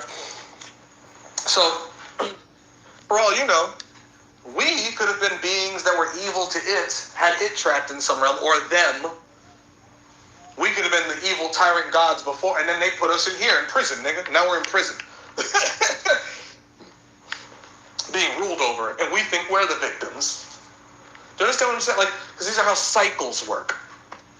I hear motherfuckers say to this day, when I get out of here, I'm going to put the Archons in here. So you're just going to keep the cycle going. You're no better than they are. End them and end this. Just end them and just actually end the cycle. Because either you... At a bare minimum. And that's just that one cycle. That's just one place. I'm not even talking about all of existence there, right? Non-existence is still the answer to it. You got to make this and them non-existent. You have to do that. That's how you win a war, right? Especially this particular one about this particular place, right? End the cycle, or the cycle continues. There's no two ways around it. It doesn't matter what cycle we're talking about. You're never going to have your heaven realm of perfection, because that's literally impossible. Makes no sense. For there to be perfection anywhere, it'd have to be everywhere. Because you cannot have perfection within imperfection. Khalifa, even if you manage to reduce suffering, there is absolutely no guarantee you'll live in your constructed heaven forever. You absolutely won't. First off, existence isn't forever. You know what I'm saying? What up, Khalifa? Shout out to you. Existence isn't forever. So you could never be in anything forever, let alone your perfect heaven forever. Like your version of perfect heaven, the utopia you might build for yourself as any individual being. Impossible to maintain forever. It's damn near impossible to construct at all. Even to your own subjective utopian views, realistically. Reality just doesn't, it's not utopian. Reality is not utopian. It's dystopian in its nature. It's a dystopian thing, at its base, right? It is entropy. And eternal existence will eventually catch up with you. Now, thankfully, existence is not eternal, so they don't got to worry about that. But reality would eventually catch up with them. And then entropy would eventually catch up with them. And destruction would eventually catch up with it. You're not getting away forever. You're not living in some bubble realm of perfection forever. Period. It's just not possible. It's not possible. Yeah, exactly, Vazen. Exactly. You can't have imperfection with imperfection. They don't fucking work together. Like, it doesn't make any sense. Do you understand what I'm saying? Something perfect cannot lead to something imperfect. Something imperfect cannot lead to something perfect. If it's perfect, it can only do perfect shit. Realistically, it can't do anything. Because nothing perfect could ever do anything at all. It's impossible. Because it's already perfect. There's nothing for it to do, right? So basically all forms of perfection are purely subjective, which is why all utopias become dystopias to most people in them. The people who create the utopia usually end up at the top of the utopia, and they love it, and they have a wonderful, pleasurous time. While people towards the bottom of that utopia in one form or fashion see it as dystopia. Do you get what I'm saying? The fuck is this spaceship? Back to seal. Star Max, too. I like that. It's even called Star Max. Oh, you know what? Let me show you all the spaceship real quick one time. Let me puff this. It's a fucking vape. Look at that. It's a vape. Fucking stars and planets and shit. Anyway, that's the spaceship. Biggest vape in the world. Like a Control panel. I don't even smoke cigarettes. But I'll take some menthol to add some entropy to this body. Oh, it really does have a control panel. I wish I could show you all this right now. It's got stars and planets and shit. He really brought a UFO. Like, a UFO to pump. It's a good taste, too. So anyway, I say all that to say this, Brother Josh. People don't really disagree with my solutions. They, for the most part, don't even understand them. They don't even understand the questions truly being asked, let alone the prerequisite knowledge and information that'll bring them to the proper conclusions on how all that shit's going on, so then they can come to the proper solutions on what to do about it. Said all that to say that. Let's read the rest of your shit. So I think that's the most of it, right? Because you said, oh no, we have another wannabe tyrant god over here. Ha ha ha. This comment is all in good fun, my friend. This is all in good fun, even though it's not fun at all. Like, because this reality is just bullshit, right? Like, we need to get through with this shit. Like, we really... And it's not fun having to say the same things over and over again and teach the same lessons over and over again. Don't get me wrong, part of it is because it gives me something to do in this reality. It gives me something to do that I actually, like, somewhat enjoy doing because it's pushing towards the goal, which is why thank you, Josh, for making the video. My next live stream, thank you, Marcus and Sizzle, for the videos Marcus made for Sizzle's response, because it gives me things to say. Like, but do I want to have to say them over and over? No. You know what I'm saying? Like, that's why we put curriculums together, so we could share it one time. You made it one time, you share it. That's why you write a book. You know what I'm saying? You know, you write a book, so you don't have to say the same things to everyone. You just go, read my book. Oh, what do you think about that? It's all in the book. It's all in the book. I don't want to have to repeat this to 1,000 different people individually.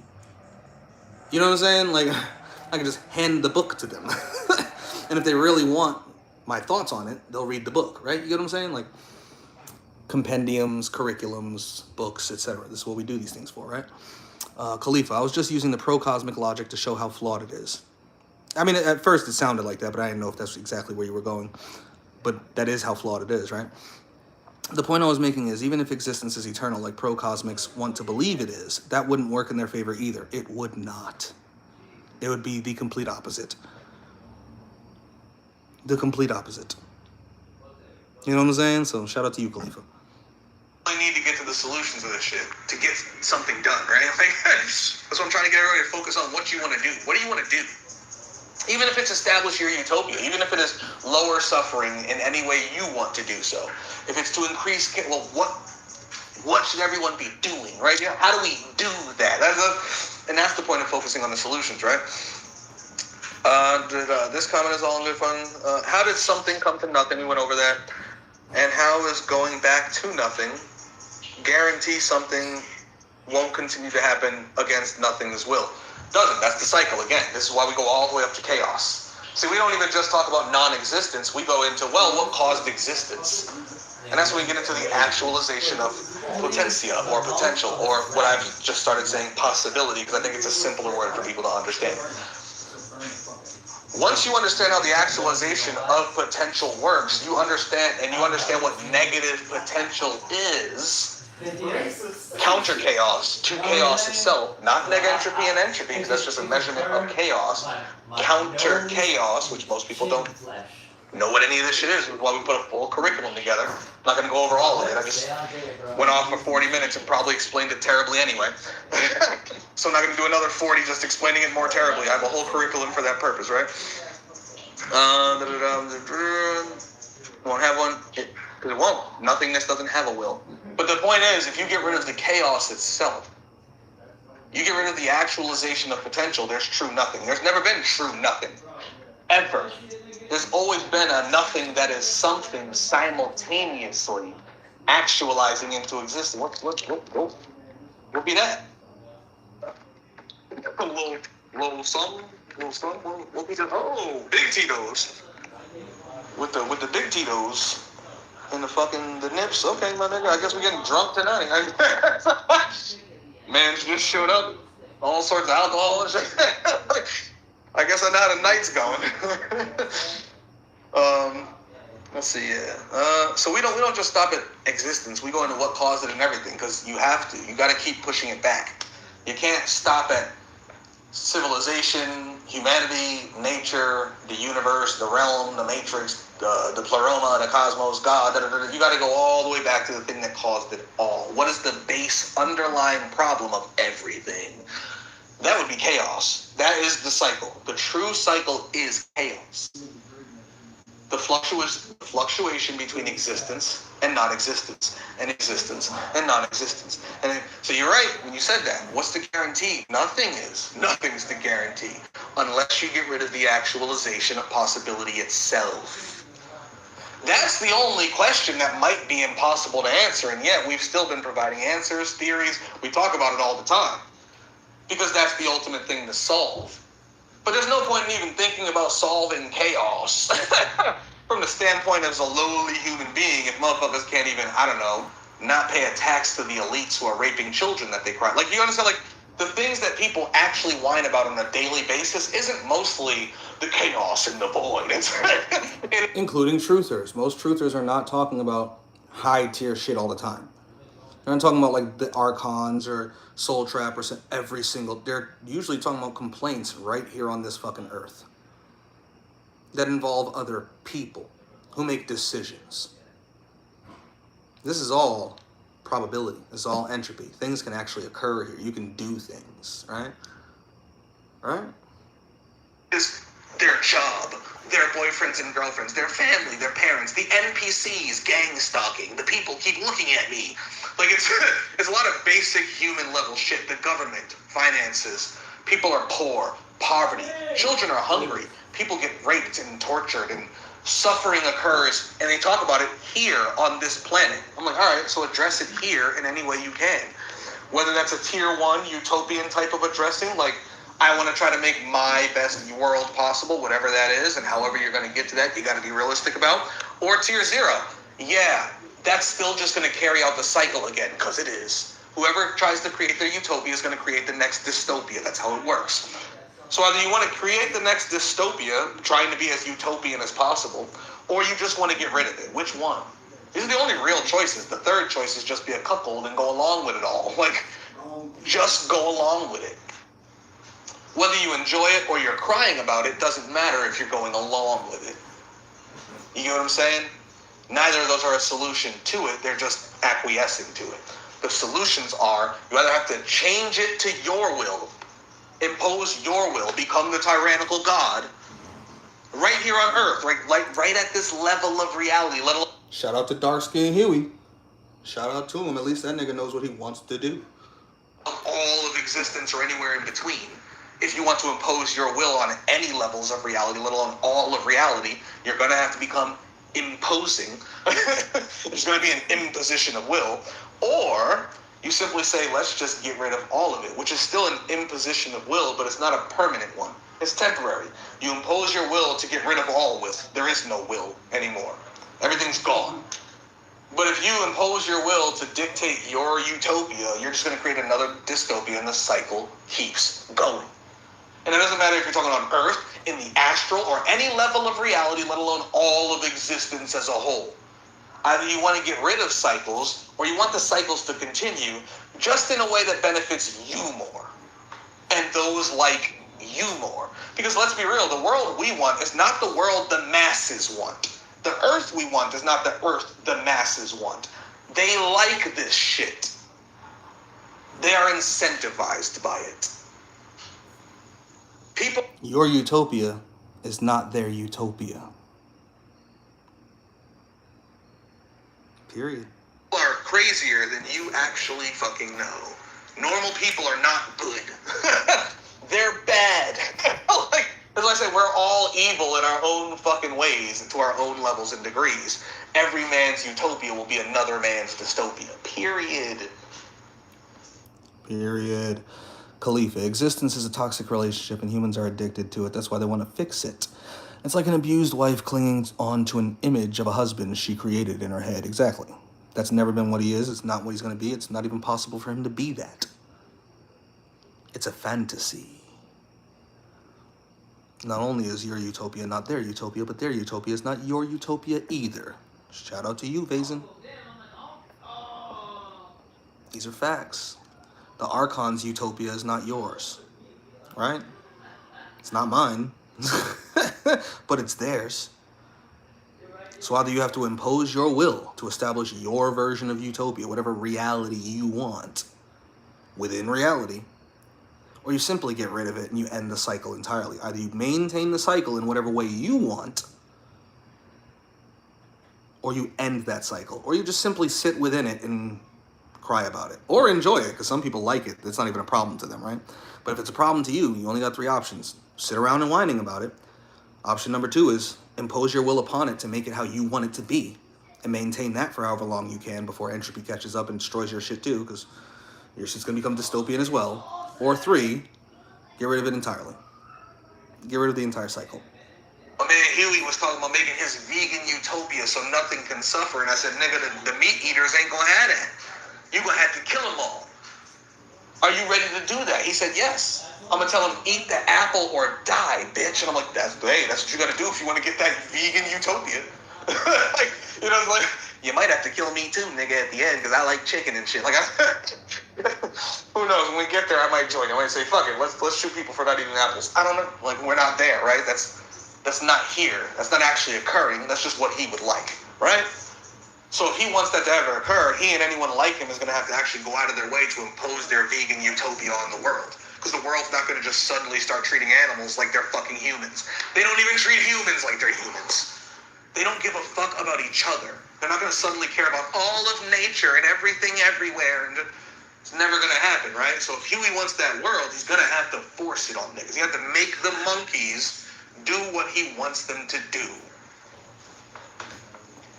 You like it? Nah.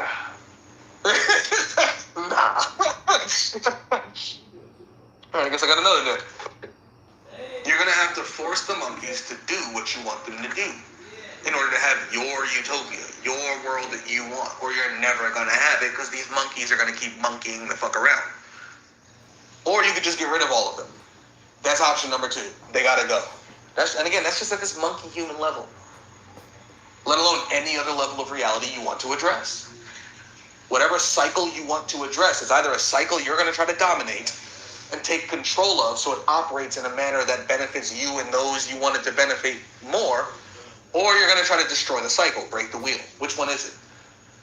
The only other option is to just continue going in it. You're not destroying it. You're not taking control of it. You're just being controlled by it.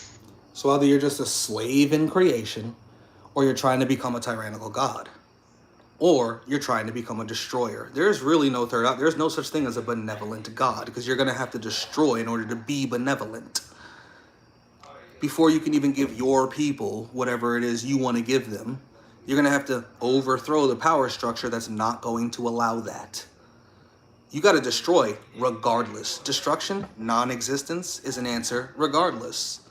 You have to make certain things non-existent before you can even make what you want to exist. Do you get what I'm saying? You want to create a utopia for you and yours? So you're going to have to get rid of this one first. They're not just going to let you build it within theirs, right? Unless yours fits within theirs. If your utopia fits right within their system, they don't care. But if it's anything outside their system, good luck. You're going to have to take theirs out first. And that's on any level of reality, starting right here as a monkey human. Let alone anywhere in the astral, anywhere there's archons of any kind. That's just a period. Destruction's still going to be your answer. You got no choice. Non-existence to one extent or another is going to be your answer for any problems. Period. You're going to have to make something cease existing. Let alone everything. If that's your problem. You know, like, what level is your problem? Whatever it is, that thing is going to have to cease in some form or fashion before you can even begin doing what you want to do. Let alone if you don't want to do anything and you just want to get rid of all of it. Then you have to get rid of all of it. Do you get what I'm saying? Like, and if you want to maintain getting rid of all of it, you have to stop whatever causes it from happening ever again, from happening again. So you got to get rid of that too. Like, what level of the problem do you want to address? That's what level of solution you're going to require. You get what I'm saying? So again, the solutions always depend on the questions. What question are we asking? If we're asking how to end all suffering, there's only one way to answer that. You got to end all things that suffer and cause suffering, because as long as there's consciousness, there's experience. If there's experience, there will be pleasure and there will be suffering. Period. And everything in between. Every experience there can be. You can't get rid of one experience. That doesn't work that way. You can't get rid of X-rays out of the electromagnetic spectrum. You have to get rid of the whole spectrum. X-rays are just a frequency of that spectrum. You can't chop out a particular frequency of a spectrum and it ceases to exist, but the rest of the spectrum exists around it. It doesn't work that way. Nothing does. Either you address the cycle directly and put your hands on it and take control of it and make it your cycle to benefit you and those you want it to benefit in the ways you want. That's tier 1 utopian type shit, which is ultimately dystopian in the end because it leads you to being a tier 5 in control, and a tier 6 trying to control that forever for as long as possible so it doesn't go back to the state of suffering you were in before. Or tier 0, you realize that. Well, if I go be tier 1, I'm going to end up being a tier 5 and then be a tier 6 if I'm successful. So I don't want to do that because that's just me becoming the next tyrannical god. I'd rather just be a tier 0 and just get rid of all of it to begin with. I'm not a tyrannical god, I'm a destroyer god. There's a difference. Tyrannical gods seek to rule their own realms. They want control over their realms so they can control their own experiences. I seek to destroy all that. Period. All of it. There should be no realms. There should be no tyrants. There should be no gods, let alone tyrannical gods. Do you get what I'm saying?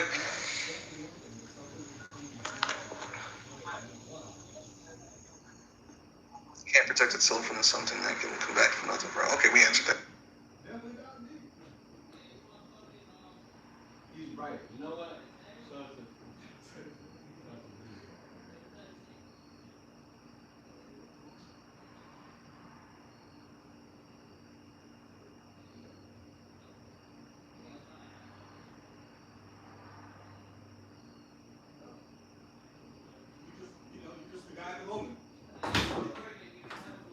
Next. Oh, you know what? Hold on, let's see what y'all say.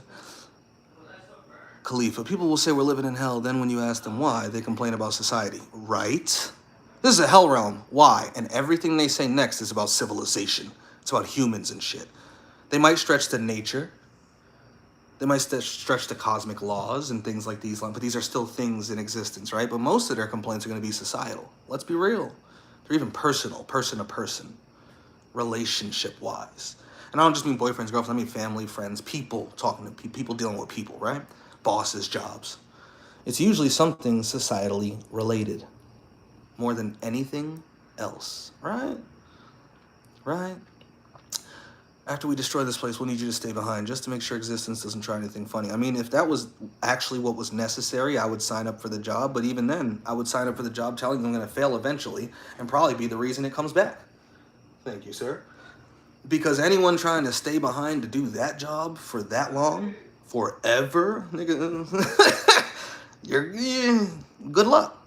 There's a reason God is twitching in the void right now.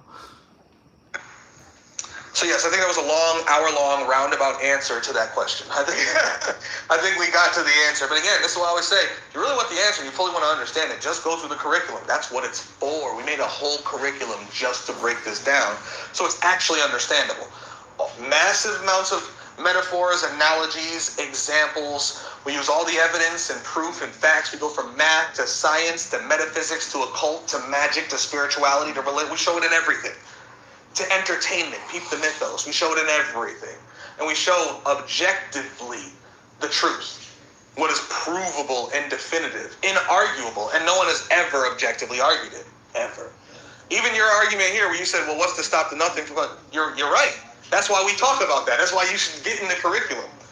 Again, what started the cycle to begin with? If there was nothing and then there was something, why was there something in the first place? Once you understand that, you actually know how to address the cycle, which is what the point of the curriculum is, which is why nothingness is an answer. The only question is, to what question? Non-existence is a solution to quite a few things. But what are those things it's an answer to? What are those things it's a solution to? And when you start talking about permanent non-existence, now we're talking about addressing chaos. Again, this is what the Church of the Broken God, addressing existence, addressing consciousness, and then the Temple of the Broken Goddess, addressing chaos. You have to address every level of it. You can't ignore any level of it. You can't just present existence always was, because it wasn't, it isn't, and it never will be. And nothing that exists ever was, is, or ever will be. In order to claim existence is eternal, you have to point to something in existence that's eternal. In order to claim that existence is infinite or perfect, you have to point to something in existence that's infinite or perfect, because everything would have to be, since it all makes up existence, right? And since nothing's perfect, nothing's eternal, nothing's infinite, it all has an age, it all has a beginning. That means there was a time before it existed. And if there's a time before all things existed, there was a time, quote unquote, before existence. So if there was a time before existence, meaning nothing existed, there was nothing, and then came existence, why and how did that happen? That's what needs to be studied if people want to actually address the cycle and create permanent non-existence, which is what we talk about over here when we're talking about dealing with the chaos. Which is why I would say chaos is not the solution. It's a solution. Entropy is not the solution. It's a solution that leads you to chaos. Chaos is not the solution. It's a solution. That's it. Because then you have to come up with a solution for the chaos itself if you really want to fucking deal with the cycle of existence and non-existence. Or else this shit will just keep going until chaos runs its course. Which it will eventually. But this one universe is going to take Googles to kill itself. And there could be Googles of universes. And that's just taking it from a universal scale. Right? Go on all existence, all reality, right? If this one universe takes Googles to get rid of, how much do you think the realm, the matrix, the abyss, the pleroma, whatever people want to call it, like the astral reality, God's mind, conscious existence, how long do you think that would last? And then how long do you think that conceptual existence would last? And how long would non-conceptual existence last? Like, bro, this is going to last a really long time, and that's just one reality. That's just one existence. And then when that existence ceases, guess what?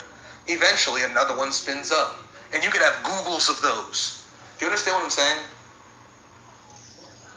Like, so either we sit here and just wait, suffering for Googles on Googles on Googles of existences, or we start addressing the issues directly at whatever level we can.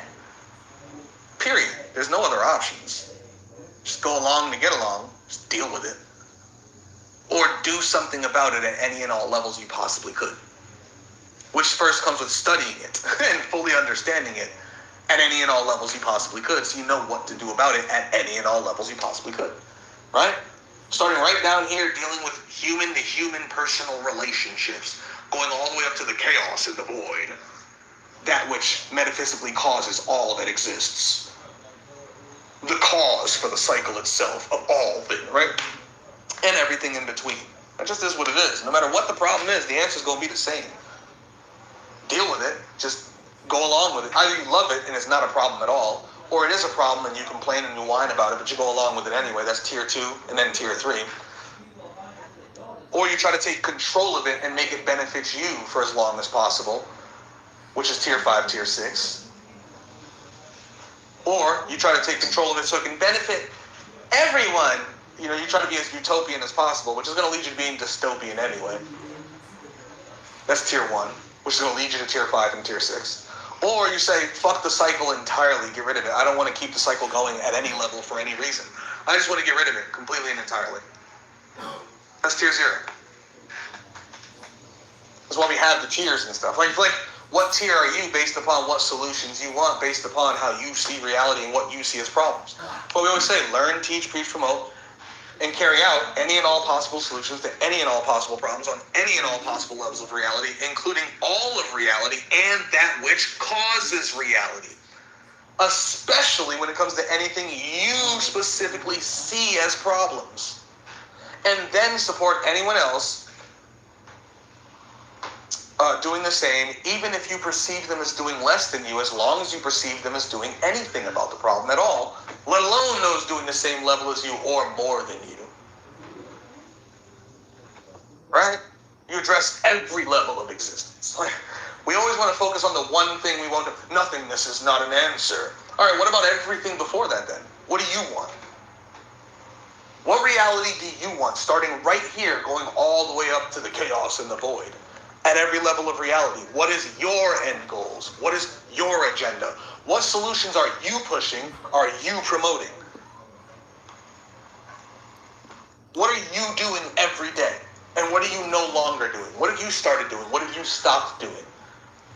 What are you going to start doing? What are you going to stop doing? What are you going to do more of? What are you going to do less of?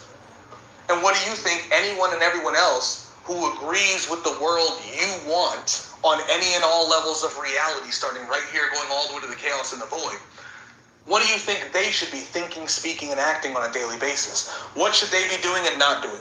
What should they start doing and stop doing? What should they do more of and less of? See, sitting here and just saying nothingness is it's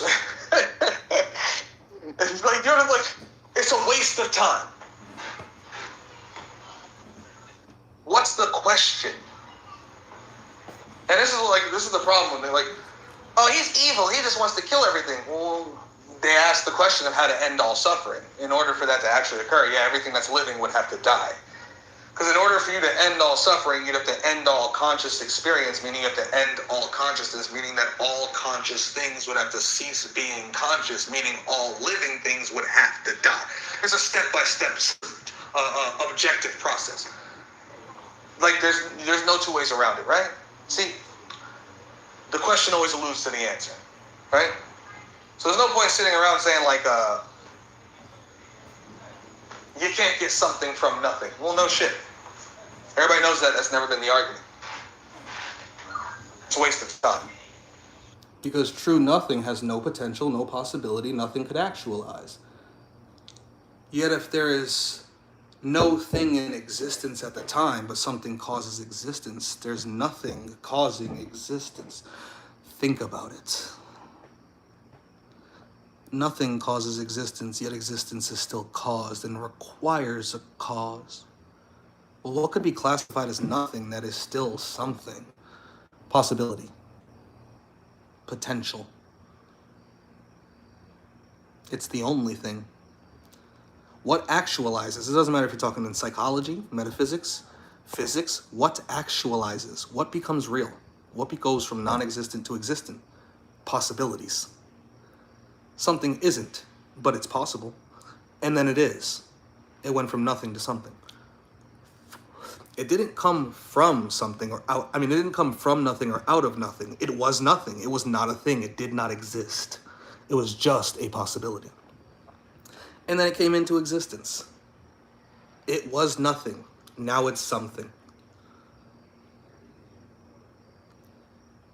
Whether we like that or not, whether that's easy to grasp, it's not supposed to be. It's metaphysical.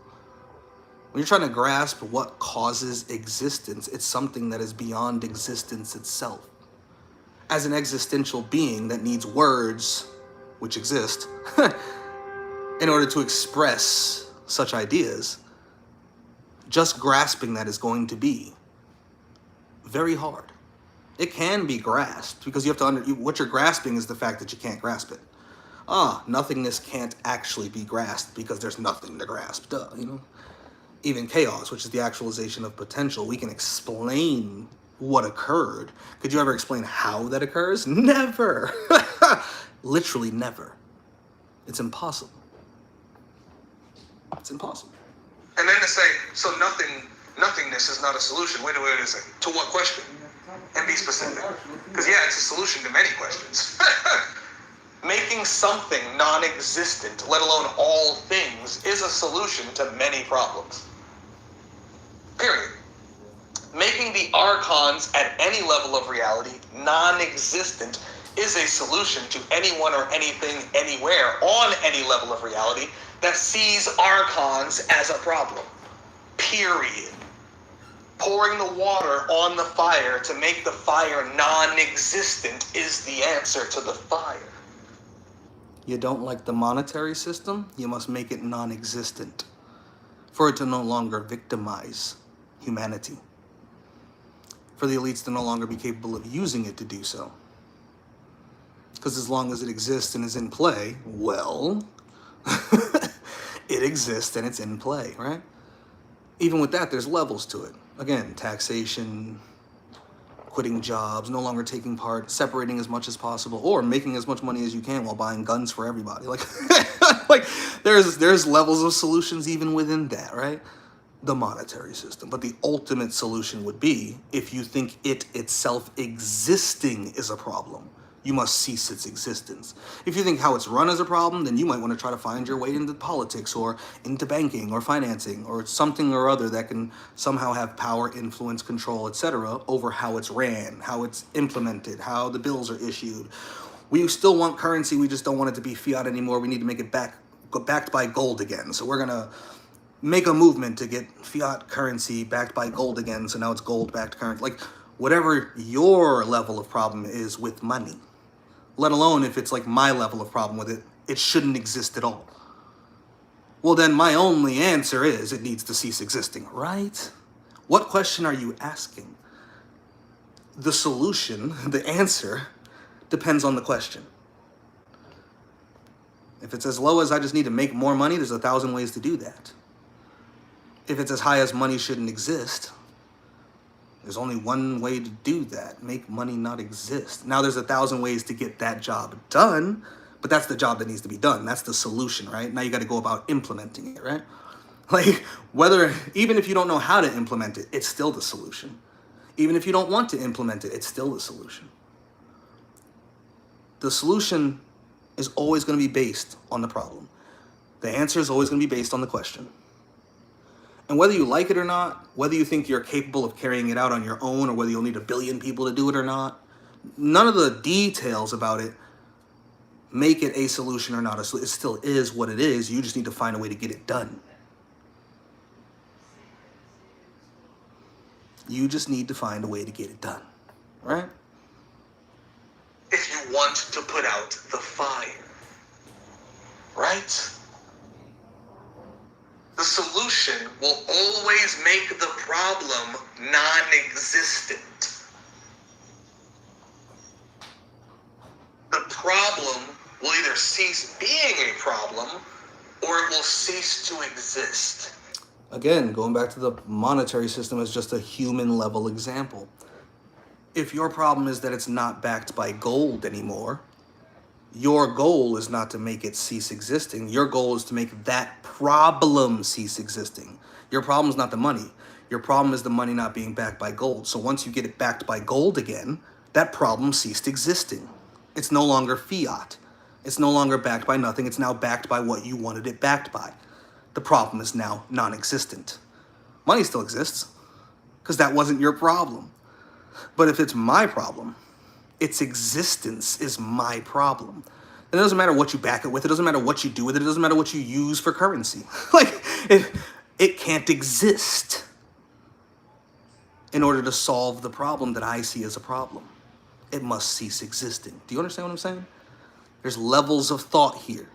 There's levels to every problem. What level of any particular problem do you see as a problem? Now, what are all the solutions to that? Now, what are all the ways to implement that? From the most individualistic personal life ways to everyone and everything everywhere and everything in between. Like, now start implementing everything you can and are willing and able to do, period. Teach it, preach it, promote it, carry it out, and support it, no matter what it is, right? So for those of us who see existence as a problem, non-existence is the answer. If you don't see existence as the problem, then non-existence is not the answer. But if you see suffering as the problem and you want to get rid of all of it, well, you have to follow the logical consistency to reach the solution, which is you have to get rid of all consciousness. There's no two ways around it. You can't keep consciousness and somehow get rid of suffering. It doesn't work that way. Now, if that's too much for you, that's what you must admit to yourself. I'm unwilling to do that, even though it is the solution to the problem I'm talking about. So either you have to support others that are willing to do that on your behalf because you're unwilling to solve the problem you complain about, or you have to recognize, damn, maybe that's not my problem. Maybe my problem is smaller than that. Maybe I don't have a problem with existence. Maybe I have a problem with just this one realm. Okay, well, if you have a problem with just this one realm, now we can address that at every level of it. The problem is, at every level of it that we address and provide solutions for, all the way up to destroying the realm itself and everything in it, to any degree you can. Everyone wants to fight every solution every step of the way until we end up at chaos, because that's how we got there to begin with. We started with, don't pay a tax. Do you not remember my very first live stream? The reason we had to go all the way to chaos is because niggas wouldn't take the small solutions to the small problems. So we had to just keep stepping the problems up. People just kept making the problem bigger, and the problem finally reached, no, it's just suffering. Suffering is the problem. All suffering is the problem. Like, well, damn, that's a... I mean, that's not a hard problem to solve. It's hard to get done, but I mean, the solution's pretty simple. Like, this is the problem, this is the answer. Oh my God, he's crazy. Okay. Well, even if you get rid of that, what it can still come back. Well, then you have to deal with the next thing, which would be conceptual existence. And then, well, then non-conceptual. This is why we stepped it as far as we have, right, people? Those of you who've been here from the beginning, right? We started at the bottom. And we had to move all the way up to the chaos and the void, which was fine with me because that's where I'm at. So I'm like, all right, I guess we do have to go all the way. Remember, I kept saying I don't really like talking about my religion now. I got the point. I was like, oh, I guess I got to. I guess I have to. Because people are complaining about societal issues, but won't take societal solutions to societal problems. They'll bring it up to solutions, demiurges, they just keep bringing it up. Well, but the script, but the algorithm. On the table. But the demiurge, but the realm, but the Watiko, but the mind, right? But the thing that is higher than the last thing I gave you a solution for. Okay, so we'll give you a solution for that too. But then there's this thing that's higher than that. But then there's this thing that's higher than that. Yeah, you keep stepping it back. And guess what? The path to the solution is the same no matter how far you step back the problem, no matter how high in reality you bring the problem, etc. It's still just a problem to be solved. Like, period. It's really this simple. People want to overcomplicate it. And then we end up all the way in chaos and the void and talking about true, pure non-existence, true nothingness, not even chaos. And people, oh, that's too much. And well, bro, I can bring you all the way down to stop paying your taxes. You don't like pedophile rapists running your country and your world. You don't like Donald Trump. You don't like whatever it's down to a political. I don't care how low you want to bring the argument into monkey world or how high you want to bring it into the void or anywhere in between. It's still just a problem to be solved. And the steps to solving the problem are still the same. Exactly the same. The level of problem doesn't change the types of ways you solve it. It's just the level of solution that you need to solve it. That's it. But going from a problem to a solution is the same step no matter what you're talking about in existence, including all of existence itself, right? Including that which causes existence. Which would technically be non-existent. And you could still solve that problem. Because if it's a problem that it can be solved. There is solves for it. Guarantee it. You just have to actually want to solve it. Accept the solutions for what they are, even if you're unwilling or unable to do it yourself. It still is what it is. It still needs to be implemented. So whoever wants it done still got to figure out a way to get it done. Do you understand what I'm saying? Like, it just is what it is, whether we like it or not. Whether we're talking something as lowly as a monetary system, or money's not backed by gold anymore, or something, anything else. My girlfriend's a liar. Like, or if we're talking about how do we stop the cycle of existence and non-existence as a whole, or anything in between, right? Same process to get to the solution for the problem every single time. As a problem. You know, let's run that back a minute, just because. You can't get something from nothing. Well, no shit. Everybody knows that. That's never been the argument. It's a waste of time. And then to say, so nothingness is not a solution. Wait a second. To what question?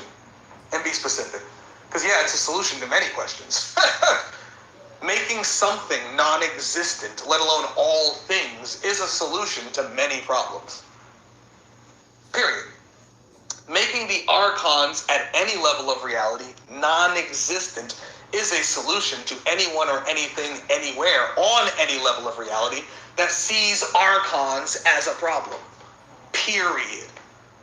Pouring the water on the fire to make the fire non-existent is the answer to the fire. If you want to put out the fire. Right? The solution will always make the problem non-existent. And after I said that, I'm reading what Khalifa said here, and it's just perfect. It just fits perfect, so I'm going to read it, right? Khalifa, if the solution's logical chain doesn't lead to the annihilation of existence, that solution is temporary at best. So you're not really solving anything. That problem will manifest itself again. Think of what I just said about the fire. All right, there was a fire. We put out that fire. But does that put out all fires that are burning everywhere? No. Right? You have to actually go put out all fires that are burning everywhere. Does that stop fire from happening in the future? No. Not at all. In order to stop all wood fires from happening in the future, you basically have to destroy all wood.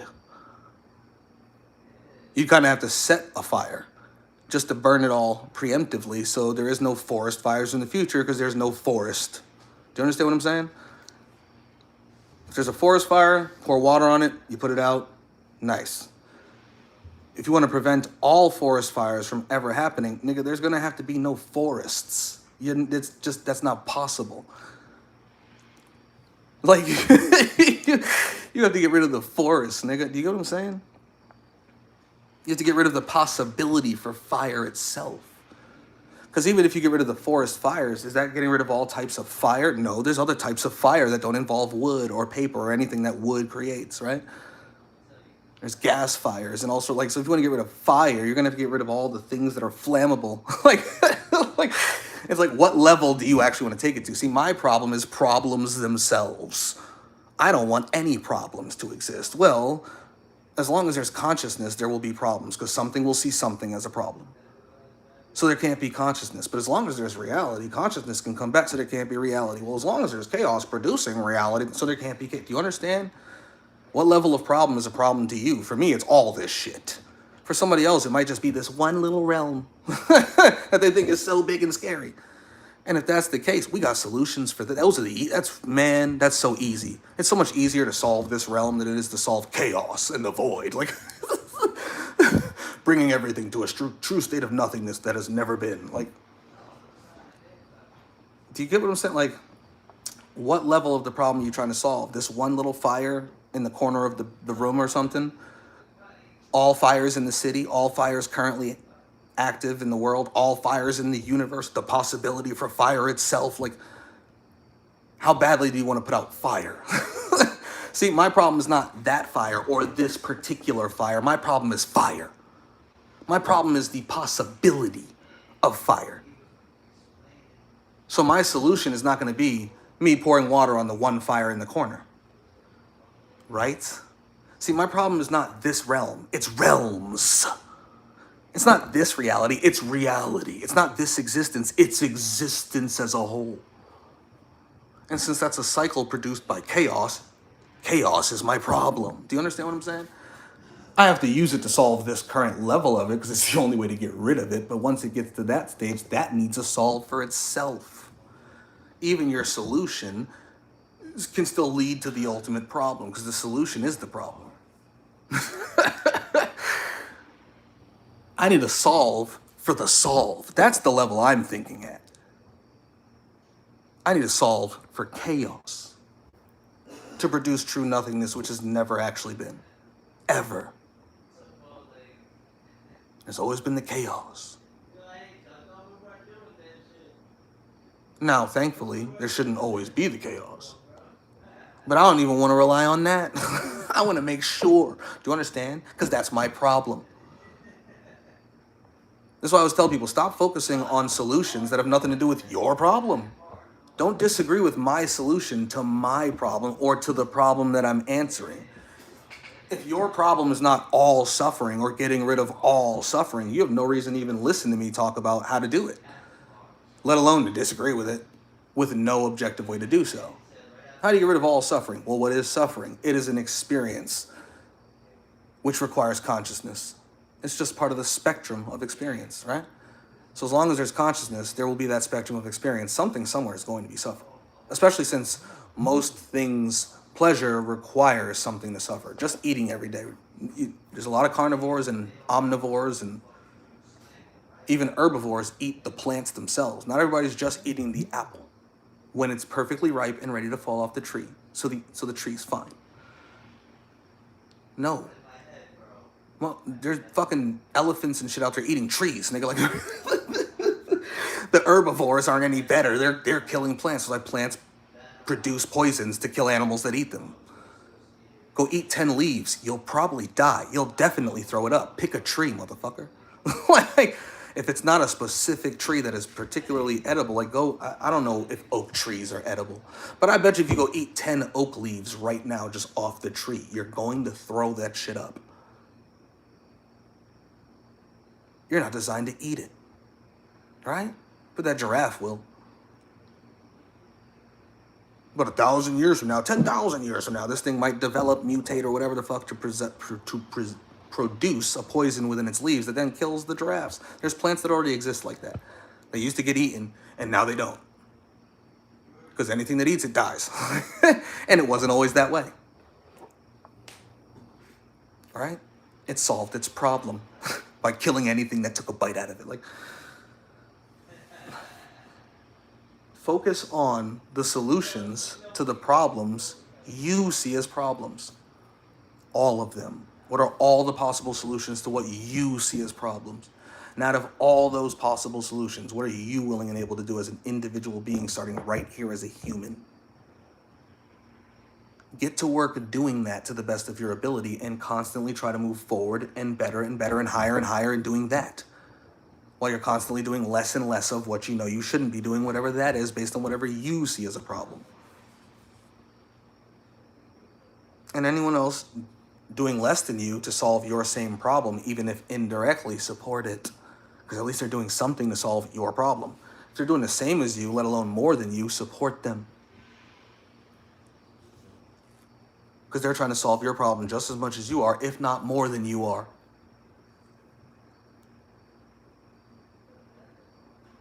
You're an ally, at least up to the point that that problem is solved. Now, beyond that point, depending on what their agenda is, you might have to differ. I want to destroy all things. So you and I both want to destroy this.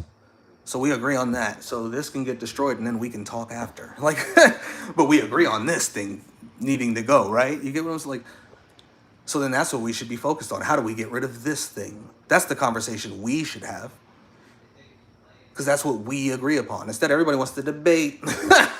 Everyone wants to just argue solutions to problems that aren't even their own. That aren't even their own. Like if somebody said, how do you get rich? I'm going to tell them different ways to get rich. I'm going to tell them things to invest in. I'm going to tell them to come talk to my boy who's an accountant. Because they're asking how to get rich. Do I want to get rich? Is that my problem? No. But if I said end the monetary system, that's not me solving their problem. That's me solving my problem, because my problem is the monetary system. They asked how to get rich. If I'm going to answer that question, it's going to be a different answer. based on that question. Like, the solutions are going to be different based on what you see as the problem. Someone just sees being poor as a problem. I see the monetary system as a problem. These are two different views about the same thing, but from different levels and tiers. You know what I'm saying? It's both about money, but two completely different viewpoints and thought processes on it. So when we look at money, we see two different problems. They see them not having enough, and I see that it shouldn't exist at all, right? Well, two different problems, same thing, but two different answers. They're going to need to invest in things, to save money. Like, there's paths to getting rich. There's answers, there's solutions for that. And there's also paths and solutions to ending the monetary system. Do you understand? But they're not the same thing, are they? But they could be. Because I could also use money to buy things to help end things, da da da blah blah. I'm too. I got enough of what I needed, right? And I don't want to fucking tempt myself into lying. Well, I'm doing it for the revolution when, no, I'm not. You know what I'm saying? Like, you start making up lies to yourself. Oh, I'm doing this for that, but you're not even buying the things for that or doing the thing. Like, are you really doing it for that, or is that just the excuse you use to continue doing it while complaining about it? You know, so so I don't even want to put myself in that type of position to. I don't like tempting myself with shit, to be honest with you, for the most part, that I don't want to fuck with, right? Especially when it's something I can easily cut off. Like, it's something I really got to go out of my way to do. Why would I do that? Like, I don't want to do that, right? Because that's my problem. So I'm trying to figure out ways for me to implement my own personal fucking behaviors to help solve that problem at whatever teeny tiny percentage I can do with my own personal behaviors. If I wanted to get rich, I'd be trying to get rich. If I want to get rid of the monetary system, I'm going to preach against the monetary system, try to separate from it, try to use it as little as possible. Do you understand what I'm saying? Try not to be incentivized. Like, I'm going to try to take steps towards detaching from it and then learning, teaching, preaching, promoting, and carrying out solutions to actually end it, right? Because that's my problem. But if I just want to get rich, I'm going to do other things within it. Do you understand what I'm saying? Like, and this is the same thing with this reality versus all of reality. Some people don't have a problem with the monetary system. Some people don't have a problem with reality. Some people just have a problem with they don't have enough money. Some people just have a problem with they don't like this level of reality. Do you understand what I'm saying? As above, so below, as within, so without, as between. So all problems are relative to each other. You can compare them all to each other. These are all metaphors of each other, analogies of each other. Right? So what do you see as the problem, and what level is that at? That's the level of solution you're going to require. If you want to get rich, you need the monetary system. You don't want to destroy it. If you don't want it to exist, you got to destroy it. Like, do you understand? Like, these are two different things. What is it that you want? What do you see as the problem?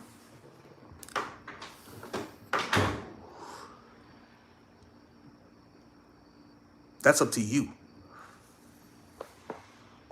Right?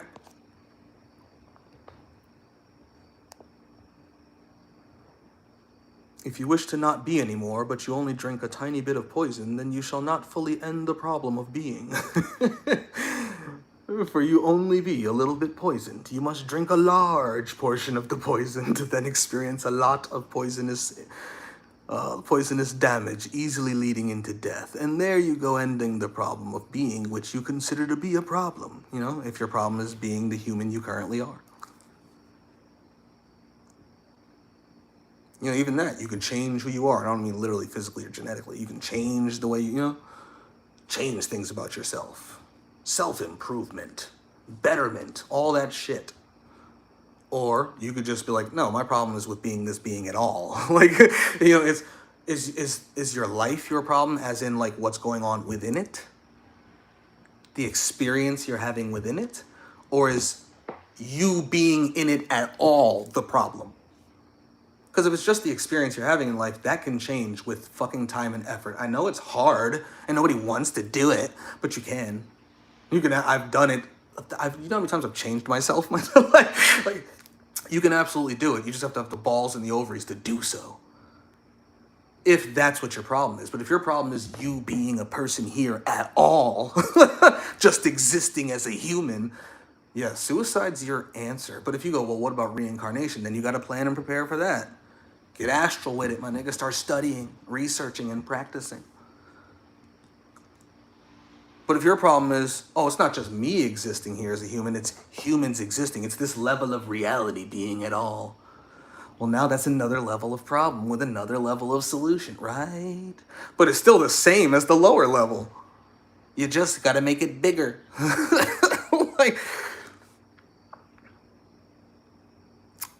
I have a pizza in front of me with eight slices. I don't like this slice over here. I'm gonna pour some gasoline on it and set it on fire. I'm gonna destroy this slice.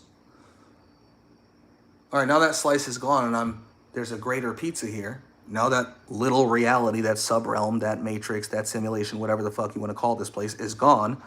And there's the rest of reality, the rest of the pizza. See how simple you can make this stupid shit? Like, well, turns out I don't like the pizza either. The pizza's my problem. I'm gonna burn the whole pizza. Or maybe you get to the next realm and you're like, I don't like this place either. Well, we're gonna burn that slice. We're gonna take that slice out of the pizza as well, right? And leave the rest of the pizza, because we like the rest of the pizza.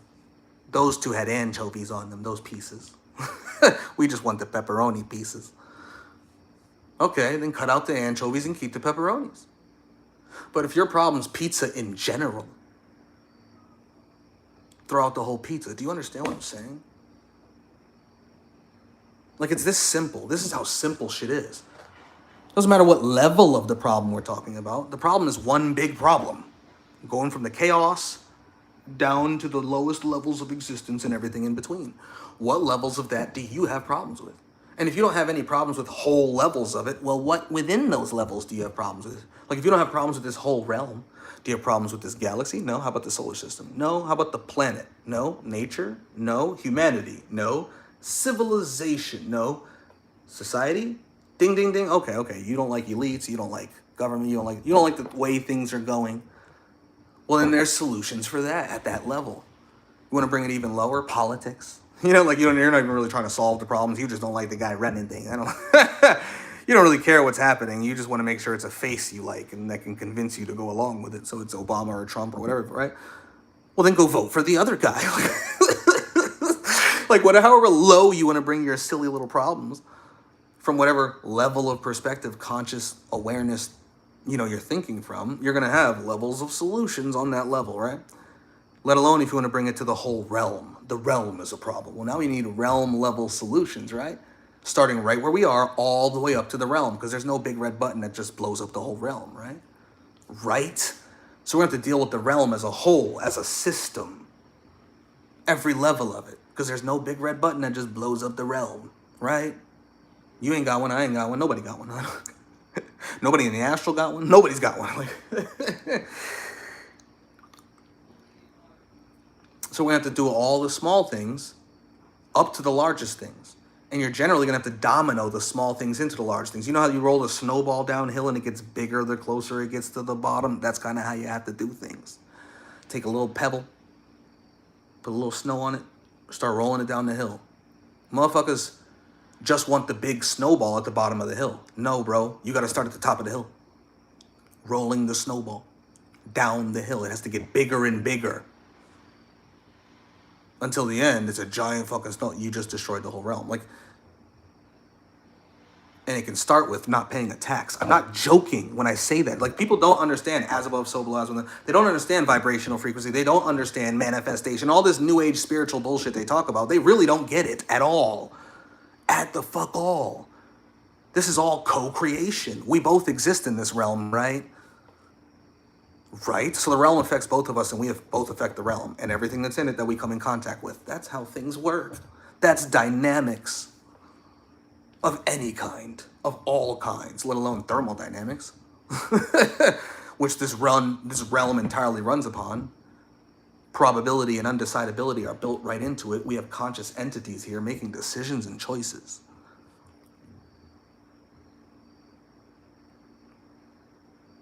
And every one of them matters. All 8 billion choices matters, because that's why this shit keeps going.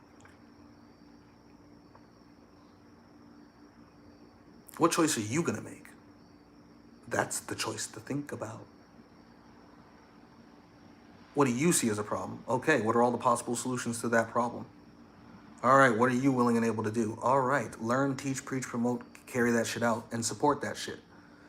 And anything beyond that, you should support as well, even if you're unwilling to do it, because it's still solving your problem at a greater level than you're willing to do. But if you can't bring yourself to do that, because whatever it is too heinous or whatever, like you, then just don't say nothing about it. But if it's even beyond that, then go stop it yourself. Look, even if you're doing something to benefit my agenda, I just cannot let you do that thing, because that one thing is just a solution I so subjectively, vehemently disagree with, even though it's objectively in line with the solution of the problem I'm complaining. I don't like it so much, I gotta stop you from doing it, even if it would help me in the end, because I can't even fuck with the idea of somebody doing that. Well, then go stop that. Do you understand what I'm saying? Like, because again, even trying to implement solutions to the problem can create other problems, because again, problems are all subjective. You say, how do we get rid of all suffering? And somebody goes out there and shoots 6 people to free them from their suffering. You might be like, that's crazy.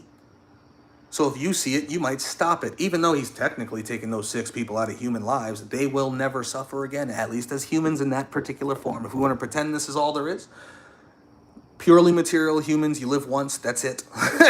You came from nothing, you die, you go back to nothing, you never come back again. Like, well, those humans really will never suffer again. And they'll never cause suffering for anyone. Yeah, their family will suffer for a bit because they didn't. But guess what? A few years later, life goes on. And if that catches on, those people are going to die too anyway. Do you understand what I'm saying? Like, but if you're like, man, that is just too heinous for me to even, then stop that nigga when you see it. Even though you both see the same thing as a problem, he's taking it too far, according to you, because all problems are subjective. Now he's a problem to you. But to him, no, nigga, I'm just solving the problem. And if you try to stop me, well, now you're my problem. Now you both have the same problem, which is this shit. But now you're at odds with each other because his way of solving it you just don't like, and you're willing to stop him, and now he's not willing to be stopped. Now you get one. Do you understand? Like, this is how problems work. Because it's all subjective. It's all based in conscious experience. I don't like that guy talks to me that way. I'm going to go down there and shoot him. No, don't do that. I was going to go solve your problem for you. That's too much. Then he's going to talk shit to you tomorrow. I'm sure there's a lesser way, not a lesser way that I'm going to do. I want to solve it permanently.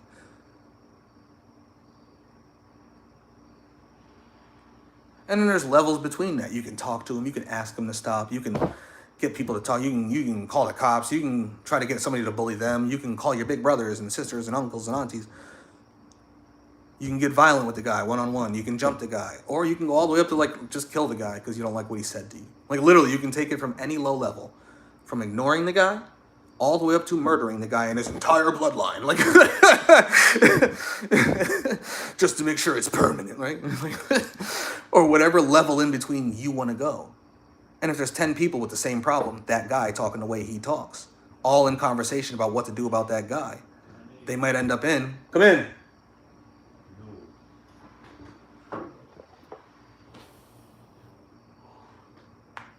there any digital work? Right here. I'm just about done, No, here. but I'll do this. Oh, okay, yeah, let me finesse this. The other one's on the table. Yeah, my boy brings Black and Milds. I don't like smoking Black and Milds the way they are. I think they're too tight, so I like to take some of the tobacco out of them and loosen them up. I thought he was handing me something else. He's like, no, nigga, here. Oh, okay, cool, I'll take that. Anyway, what was I saying? Oh, problems are problems, subjective problems. Everything is a subjective problem. 10 people. Okay, so if there's 10 people who have a problem with one guy and the way he talks, every time somebody walks past him on the corner, he's talking shit, right? You could have one guy who's like, maybe we should just run an intervention. Maybe he needs love. Maybe we should just go give him a hug. Guy number 10 is like, I'm going to put a bullet in his brain and eat his children. You know, so like, and not from 2 to 9 is just varying degrees of that. Well, you might see somebody's solution in that room and have a full-on problem with it. Like, no, nigga, I won't allow that. Well, now you guys have another problem. And your problem was based on the problem you both share because you can't agree on the solutions. This is why I say, look, I'm just going to support a nigga from afar, no matter what it is, if he's carrying out a solution to my problems. Now, if it's something that I can't support in person, like if I was to see it, I would have to visit, then, bro, we now have a problem. And that's my own hypocrisy, because part of me wants the problem solved so bad that I'm willing to condone damn near anything if it actually solves the problem. If it doesn't, no, fuck no. But if it does, from afar, I can pretty much support anything.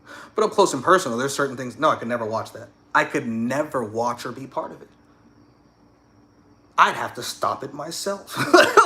Now, me and this guy have a problem, and he's just trying to solve the same problem he and I already have, right? Do you get what I'm saying? Like, so unless the solution's that bad, unless the solution is so bad, you'd have to stop it yourself. There's no point in focusing on arguing about whether you're willing to carry out a certain solution or whether even a solution is objectively possible or not, if it's not even a problem you have. You and that person should talk about all the problems you agree upon and how to solve those. The point of bringing up problems is so more people can be like, yeah, that's a problem. Yeah. And then you guys get in a group and go, okay, there's 7 of us with this problem. How do we solve this problem? That's the point. It's the only point of talking about problems is to talk about how to solve them and seeing if anyone else out there considers it to be a problem that they're willing to help you solve. Do you get what I'm saying? If they have a problem that you don't have, there's no point in y'all even, okay, well, you see that as a problem, I don't, so we're not even going to see eye to eye on solving that. Like, we don't even need to talk about it. Unless you seeing that as a problem causes a problem for me. Then we need to talk about it. But if that thing is so far off, it's number 99 on the list, we still have 1 through 98 to get through. Let's get through that first. Like if you have a problem with me wanting to destroy all of existence, because you just want to destroy this one realm, well, let's focus on destroying this one realm together then. I'm going to talk about the other niggas who want to destroy all of existence. We're still going to talk about it, of course, because that's our problem. Our problem's not just this one realm. That's just part of the problem. That's one level of the problem. We'll talk to you. We'll talk, to you about that. If our problem is level 1 through 100 and your problem is only level 1, then we'll talk to you about how to solve level 1, and we will work together on solving level 1. Once we get to level 2, you might want to stop us.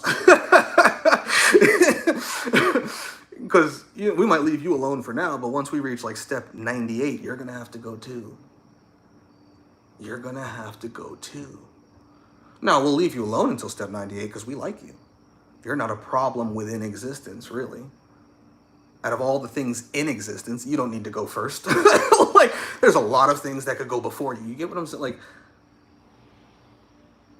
and once we clear level 1 and hit level 2, there's probably a lot of things you'll recognize on level 2 that you don't like either. Do you understand what I'm saying? And we can work together on all that shit. Anything you don't like, we can work together on. Whatever you like, as long as it's not a direct problem that we need to get, right away, we'll leave that for you for as long as, until we reach that point. Okay, we've got all the other, okay, now it's time to get rid of this too. Wherever that point in time may be. And then we come to the table and you can either come along with us or we can have warfare at that point. Because now we're each other's problem. And we weren't each other's problem up to that point. Do you get what I'm saying? That's how you solve problems. This is how you intelligently break these things down and solve them. Come in. Anything else is just not going to do it. All right, let's finish this up. Hold on, I'm coming out. The problem will either cease being a problem or it will cease to exist as a problem. That's how you deal with problems. Right? Like, name a problem you don't deal with that way.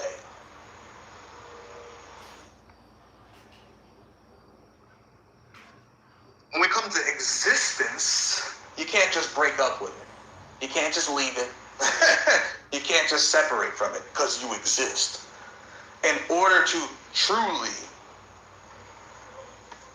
answer it at that level, this is when we get into entropy and chaos, because you're actually trying to get rid of existence itself. And then if you want to maintain the end of existence, there is no existence and it stays that. You got to deal with the chaos and the void. Like, there's levels of solutions based on the levels of questions that are being asked. And non-existence is absolutely an objective answer to many questions being asked. So, again, we can answer all those questions. We already have. We put a whole curriculum together. I've been sharing it for over a year now. I put it together as the curriculum like 3-4 months ago. I've been sharing it. I've sent it to you. I've shared it on your channel. And all of those existed before I put them together as the curriculum, right? Because niggas ask these questions. You're not the first. This isn't a new question. People asked that question thousands of years ago, and it was already answered by Aristotle. Like, this was answered thousands of years ago. Like, but people don't study. So you wouldn't know that it's answered thousands of years ago to move on beyond it. So look at it, understand it, see how it was answered, why it was answered, see why it's objectively correct, and go, okay, that nigga was right. And then move forward beyond where he was. Motherfuckers are starting at step 1 when humanity is already at step 11,362 if you just study. There's a reason why these niggas have the internet and AI and all these things, because they understand this stuff. There's a reason why we can talk on these cell phones, which require quantum mechanics to operate. And that's because somebody studied quantum mechanics to the point of being able to use it within engineering to produce cellular phones that send electromagnetic signals to satellites and towers that stretch around the world. So you could be in fucking China and I could be in fucking California and we can have a conversation. This is magic. This is sorcery. Understand how the sorcery works and the world starts to make sense. Reality starts to make sense. And once it makes sense and you understand it, you go, oh, I see what the actual problem is. It's that shit causing everything. Because it doesn't matter what problem you complain about on any level of reality, it all goes back to that chaos. If there is no actualization of potential, there's nothing. There's no existence. And if there is no existence, there's no consciousness. If there's no consciousness, there's no conscious existence. If there's no conscious existence, there's no suffering, no pleasure, none of that shit. There's no life. There's no problems. Because in order to have problems, you must have things that are consciously aware of things that they consider to be problems. So, if you want to end all suffering, you can't have things that are alive and aware of problems. So you've got to get rid of all things that are living. But the concept of consciousness didn't cease. You got to get rid of conscious existence, even the possibility for it, which is how you erase the concept. By erasing the possibility for consciousness, you erase the concept itself. But that possibility, even though you made consciousness currently impossible, it could become possible later based upon levels of reality unfolding again. So now, you got to go to the next step, and the next step, and then until you reach the actualization of potential, deal with that, get rid of that, and then, do you understand what I'm saying? Like, so you can start at the problem right here. My husband cheats on me. Like, and it can start as low as that. And you go, how could I guarantee no one ever gets cheated on ever again? Eventually, you're going to reach the chaos and the void. Because even if you I destroyed all of existence, so no one can be cheated on. Because this is the same thing as I destroyed all of existence, so no one can suffer, right? Just being facetious and being foolish about it, right? I destroyed everything, so no one can ever be cheated on again. Now I cease to exist. Everything is non-existent. And then the chaos and the void sparks reality again. And shit is getting cheated on again. That's that cycle. So he didn't deal with the actual cycle causing all the problems, right? And it started with him just trying to stop people from being hurt. But it's got to end with you dealing with the chaos and the void if you want it to be permanent. If not, you're going to have to deal with a certain level of suffering at any and all levels of reality for as long as conscious existence is a thing. If there is consciousness, you will have to deal with a certain level of suffering for any and all beings that are conscious on any and all levels of reality Period. That just is what that is, right? So again, what is the question? I'll tell you the solution.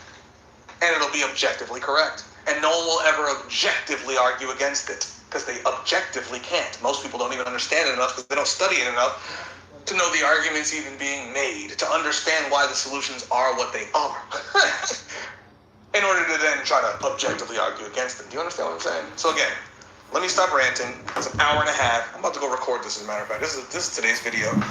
This is today's video. Shout out to you, Josh. Shout out to you. And this is today's video. Because I was going to do another video today. I had it all lined up. Ready to go. What y'all saying in here?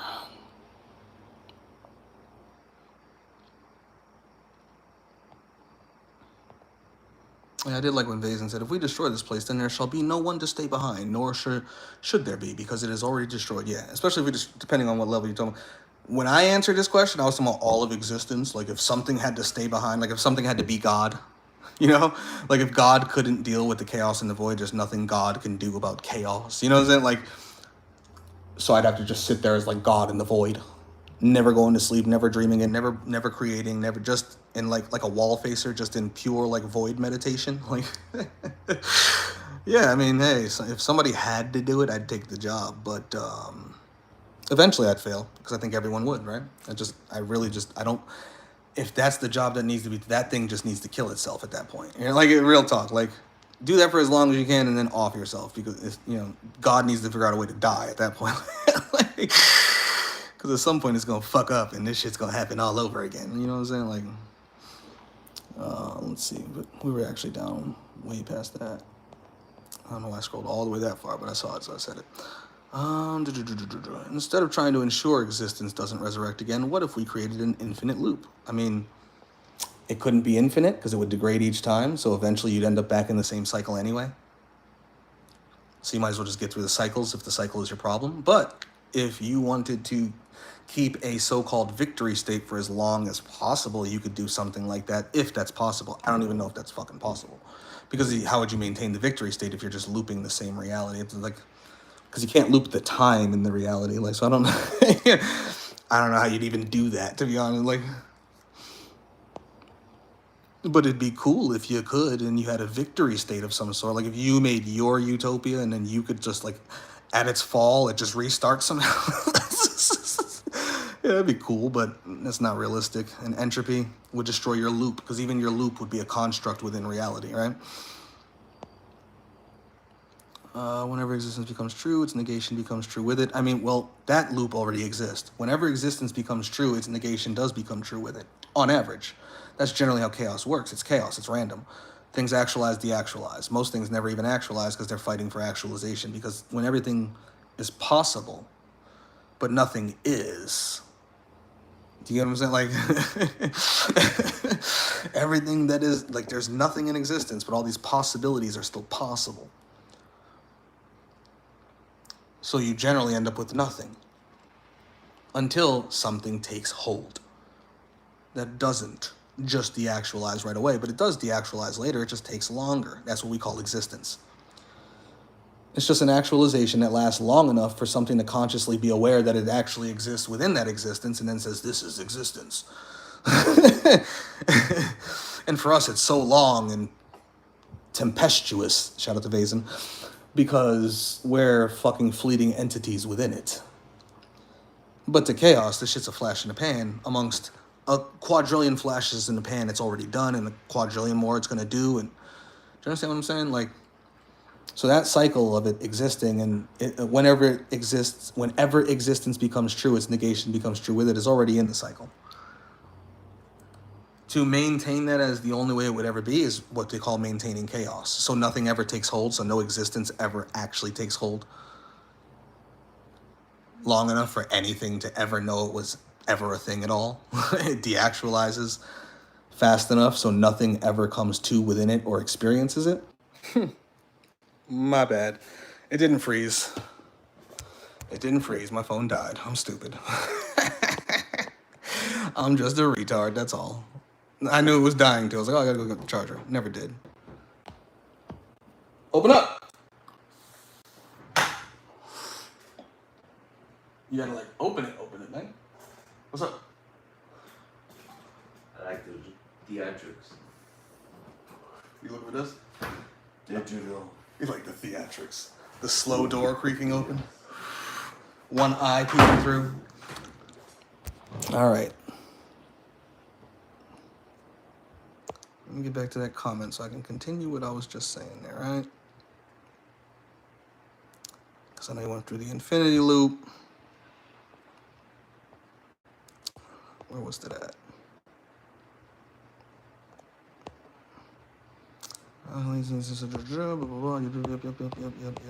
We're getting closer. There we are. Whenever existence becomes true, its negation becomes true with it. We're already in that cycle. It's generally how things work, period. When a baby is born, it's eventually going to die, right? Now, the goal, if we're treating the baby as reality, we would want it to die immediately, right? Like die in the womb. Like we would never want it to even be born, right? Or at least, like for existence not to be long enough for something to become conscious within it. That is generally what happens already most of the time anyway. The goal of chaos magic, like at its highest level, when you get into anti-cosmic philosophy, especially anti-cosmic Satanism, the whole goal is to do exactly that. Bring it to a state of chaos and make sure it stays at a state of chaos. The actualization process remains randomized. So nothing ever sticks, nothing ever stays. Problem is, this is why I'm not like an anti-cosmic Satanist. Even though I like their philosophy and everything, like if I was to pick a religion like that already exists, it'd probably be that. Which is why I created my own religion. Because my religion addresses my problem, which would be the chaos too, right? That's not really, in my opinion, I don't think that's really possible. It might be. It might be. See, and I'm willing to think that, and I'm willing to come up with all the theories, and we've discussed that too. That's all in the solutions and everything else. We've discussed that in the curriculum. So I would say just deal with the whole problem. Why are you going to keep it at chaos if chaos is the problem producing everything? And just get rid of the chaos. Get rid of the actualization of potential. How do we do that? And that's what you theorize and talk about and go. That's the ultimate problem of all existence, because it is what causes all existence, right? Problems only exist because that does. Like, you get rid of that, you get rid of everything. You have true nothing. You have the actual void. And that's why I say voidism. Real voidism, not chaos. These are steps. That's why you have the Church of the Broken God and the Temple of the Broken Goddess. Two different levels. One deals with God. Like, one deals with conscious existence. Bringing that shit together so it can actually act as consciousness and do whatever the fuck it actually wants to do in reality, including destroying that chaos. Let alone as that chaos. Temple of Broken Goddess, getting rid of it entirely. Self-annihilating. And I'm saying these words, but these are loaded sentences. If you know, there's whole fucking streams about this shit. Like, there's like, I'm trying to say one sentence so anybody who knows what I'm talking about knows what I'm talking about. All right? So we're already in these loops. And even if we created another loop within the loop, that loop would eventually degrade as well, because it's a construct, right? Yeah, Vazen, see, that already happens in existence anyways. This is why I don't read half of what Vazen says, because I know that even if he's not reiterating what I said, whatever he's saying is basically just going to be agreeing with what I just said. Because we're on the same page. We get it. He really gets this shit. Like, he understands it. You know, like, he really understands it. This fucking young being really gets it. Like, I appreciate the fuck out of you, Vazen. You know, that's why I love the Mark Moonspillies, the Illicit Minds, like, as much as I love them, because they really get it. And what's crazy is, like, an Illicit Mind, for example, he got it. He has an innate understanding of, he didn't need, in his own words, he didn't need to study or read a fucking book to get it, because it just makes sense.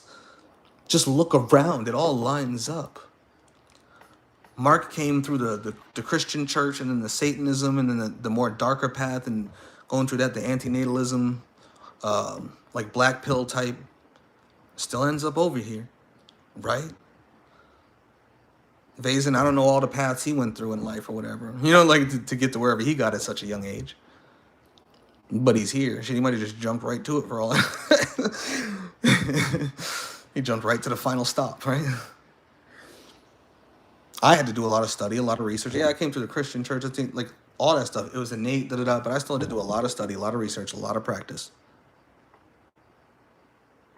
to fully flesh it all out, to be able to say it the way I do, put it into a curriculum, all that good stuff, right? That's why my compendium exists. My compendium is mostly just my experiences. I talk about a lot of objective things in there, but I talk about a lot of subjective shit in there based on my experiences to show you how I ended up here so you could fully understand it at a more innate level, right? Without all the extra study and all that good stuff. Like, but if you put it all together, it's impossible not to get. Vazen, a lot of us do not even have to read a book for this to even make sense easily. Because it just makes sense. As above, so below, as within, so without, as between, so around. The way you solve a problem anywhere on any level of reality is the way you solve all problems on all levels of reality, including if you see reality as a whole as a problem itself and that which causes reality as a problem itself. There's still just problems to solve. The steps are still the same to get there.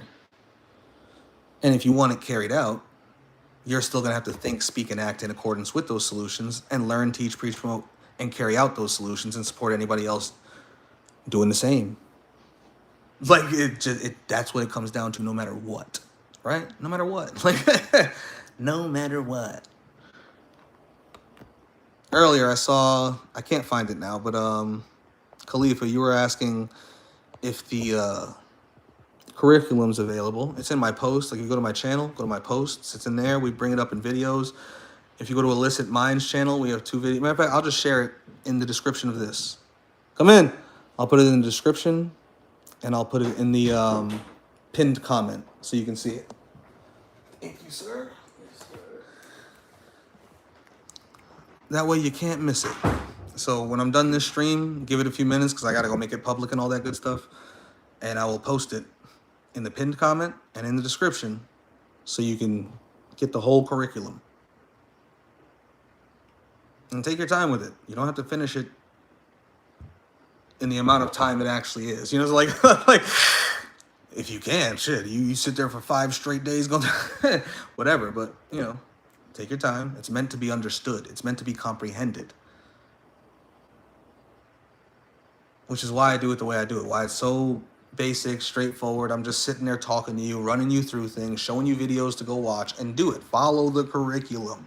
When I say go watch this video, stop, pause, go watch that video. You know, like when I say these things in those streams, you should really do it in those order. You'll get the full context and you'll fully understand why I'm saying that.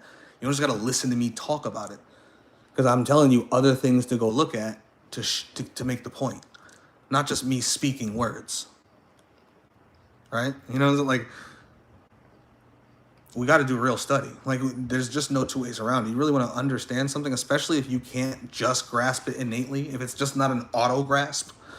Some niggas are that smart. Some people's brains just work that way. They might not be smart at other things, but they're smart at, like, philosophy. Like, they're smart at connecting dots and shit. Like, if your shit is not just auto connecting that dot, go through the curriculum from start to finish. By the end, you'll have no choice but to get it. I promise you. No choice.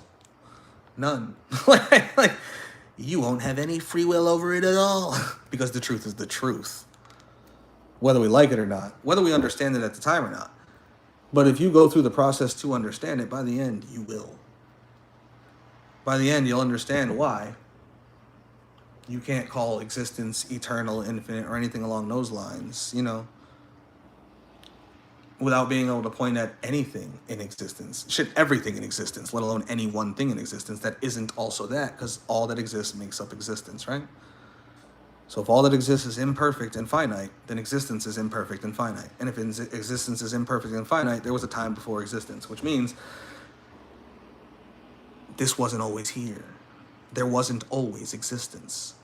But existence is a thing that requires a cause, because all things in existence require causes. There's nothing in existence that doesn't require a cause. Therefore, existence itself must require a cause. As above, so below. This is basic shit. So if it requires a cause, but that cause is non-existent because nothing exists prior to existence, therefore the cause can't be said to exist. The cause must be non-existent. Therefore, it is nothing. Literally. Yet it still has the potential, the possibility to do anything, to be anything. I should say, not even do anything, to be anything. Because there is nothing, and yet now there's something. So this was all possible even when it wasn't here. So that possibility is still there. That possibility actualizes, you get reality. You get existence. Something goes from non-existent to existent, you now have existence. Like, there's nothing real, and then suddenly there's something real. You just went from unreal to real. You just went from nothing to something. The nothing, because there's nothing there, is now something. How does this work? This is what's explained in chaos. The actualization of potential. Because potential is not a literal thing. It doesn't actually exist. It's simply what could be, but not what currently is. Possibility is what could be, but not what currently is. It's literally something yet nothing. Because all that is also possible. You are because you're possible. You are a possibility that actualized into existence. You were nothing, now you're something. You were a possibility, now you're a probability. Because your existence is now probable. You may maintain existence at a level of probability. There's a certain percentage, a likelihood that you as an individual human will cease to exist at any given moment. We could technically die at any time, and at any given moment, there's a percentage of likelihood that we will. It's generally low, but over time, it gets higher and higher because your body suffers entropy. And the more things you do to it, the more entropic you make it. And you can have entropic situations like driving 130 miles an hour while drunk down the highway. You've just increased your likelihood of death. You may survive, you may not crash at all. You may crash and have an 80% chance to die, but still survive. Because it's not a script. If it was a script, 80% equals 80%. Every time that would happen. Every 10 times it would occur. Yet that's not how it happens. You can have 11 crashes. 12, 13, 14. And the math is never perfect because probability is not perfect. You know what I'm saying? That's why the percentages fluctuate, even throughout every moment of your day. Like, so when you understand possibility, actualization, probability, the fact that everything is everything, yet it's all nothing. Reality is reality is reality, yet none of it's actually real. It's just layers of nothing actualized into something. You start to understand why non-existence is an answer, why it's guaranteed at certain levels for certain periods of time. I have air quotes when I say that. But the cycle kicks back in, it comes back, etc., right? That's how it's playing itself out at all times. You understand this? It's not hard to solve. It's hard to implement the solution. But if that's not even your problem's not even the chaos that causes existence, like it's something way beneath that, shit, the answers are way easier. Like, they're technically the same answers, just on a smaller scale, at a smaller level, so it's easier to do. It's really the same answer, just on a lower scale. You must negate that which you see as a problem. No matter what it is, right? Okay, I think I've harped on that enough, but let's just take a peek at this real quick, right? See the full curriculum there? We're going to click that, right? Just so y'all can see what I'm talking about when I say why we talk about that curriculum. I'm not here to soothe you. I'm here to free you, even if it costs you what you cling to, because everyone wants to cling to reality, right? Like, for those who actually want objective solutions and want to legitimately know why these solutions are definitively objective, here is everything you need, including solutions to impossibly incorrect theories like simulation theory, because many people still believe in such theories, as well as all of my own subjective experiences and solutions contained within my compendium. If you go through this curriculum from start to finish and still don't get it, or you simply still believe there's no solutions at all, or just none that you're willing to engage in and support, then please do the rest of us a huge favor and just kill yourself immediately. I don't say that to be harsh. It's just, if you really think there's nothing that can be done here, why are you still here? Like, you should be working towards that. That's the solution you should be working toward, no matter who you are, right? If that's how you feel. Like, if you don't feel that way, then work towards the solutions that you know exist, right? At that point, that is literally the absolute best you could possibly do for the cause, right? We got the whole curriculum in order, right? Got the Discord there, and obviously it's probably going to be out of date, so you can just always go into comments and ask for a new link. But why is there something rather than nothing? Why is anti-cosmic voidism the answer to literally all problems? Do you see what I'm like? We've been talking about this. This isn't new, right? My anti-cosmic voidism lecture, a preview, which was like an accidental preview. I just talked about it a lot in there because I was talking about something else. I was feeling a certain way that day too. And then part 1, part 2, unknown silent one. That is Illicit Mind, aka Illicit Mind's written summary review of parts 1 and 2. I think he put it into GPT or something and asked it to explain it to him or something like that. And it broke it down pretty decently. Part 3, part 4, part 5. You see, we have parts to this shit. Like we know, like and then the illicit files with Mark and Illicit Mind. Chaos, Entropy, Dark Gnosis, Anti-Cosmic Voidism, Addendum, Solutions, Anti-Cosmic Voidism Appendix, Solutions 2. And every one of these streams, solutions are talked on. And the one with Mark and Illicit, the one with me and Illicit, and then all 3 with me, Mark, and Illicit. Those last 2 are specifically on the list of solutions. We're going down the list. It's umbrella solutions. We're not going over 1 million solutions. We made a list of 15 umbrella solutions. Now, during those videos, I think the list was at 14, but you'll see we've added a 15th, right? like, we go over this. My compendium, The Forge of Destruction. You want to talk about anything astral, magical, anything along those lines. You want to know anything about that, go in there and go through it from start to finish. It's even in alphabetical order. It's kind of chaotic because it's not in timeline order, but it's in alphabetical order. Come on in. So go through that if you want to get any of those answers. I forgot I even had it. There you go, brother. One more for the digital realm. One more for the Digi Realms. All yours. My companion, The Forge of Destruction. Go through that. It talks about other shit too. It talks about a whole bunch of objective shit too. It talks about reality and thought processes that I had at different points in my life. Like, even thinking like, do I want to destroy it? Do I just want to destroy archons? Like, what levels need to be destroyed? Are these gods friendly? Are these gods not friendly? Like, nigga, I'm telling you, it's all over the place. Like, we go all over this. Like, if you get into the screenshot section, you're going to read some of the deepest shit you've ever read in your entire life. And that you'll ever read. I promise you. I guarantee it. Mark my words. Like, I'm telling you. Maximize entropy. We explain entropy. Made a whole playlist on it, so it's not just me talking. You could really go understand this shit and understand why maximizing entropy for anything you cease to exist will cause that thing to cease to exist over time. And that's how entropy works, because entropy is just a measurement of chaos within a system, right? It's chaos within an order, meaning the order is falling more and more into chaos. If a structure is falling more and more into chaos, it's becoming destroyed because it's becoming... A structure can't be random. That's not a structure, right? So, like, you set fire to a building, you're gonna burn it down. Like, that's all problems. Like, and we go over the tier list. What tier are you? I even give examples and shit. Obviously, I talk some shit about the 2s and 3s.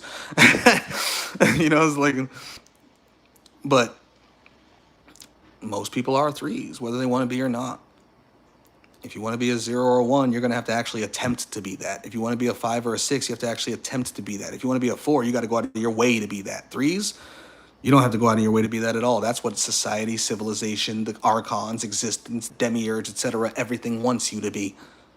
That's what most of these truthers are complaining on the internet, never producing solutions. Crying about that which they will never do anything about or even support doing anything about.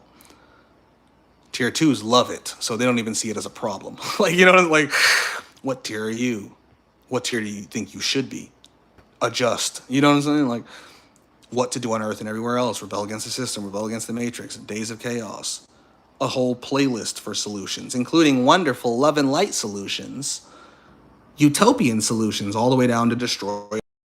The further you get into that playlist, the more destroy it all it gets. The closer you are to the beginning of that playlist, the more love and light the answers are. You know, like... Because over time, a nigga just sees more and more and goes, okay, more and more. This is just a cycle that needs to end. I don't want it to keep going. Even myself had to come to that conclusion over time, because nobody just starts off with destroy everything. You get there when you realize more and more this is an ongoing cycle. and your answers are just band-aids that are temporary, that still maintain the cycle, that will still lead to those same problems you think you solved coming back again anyway.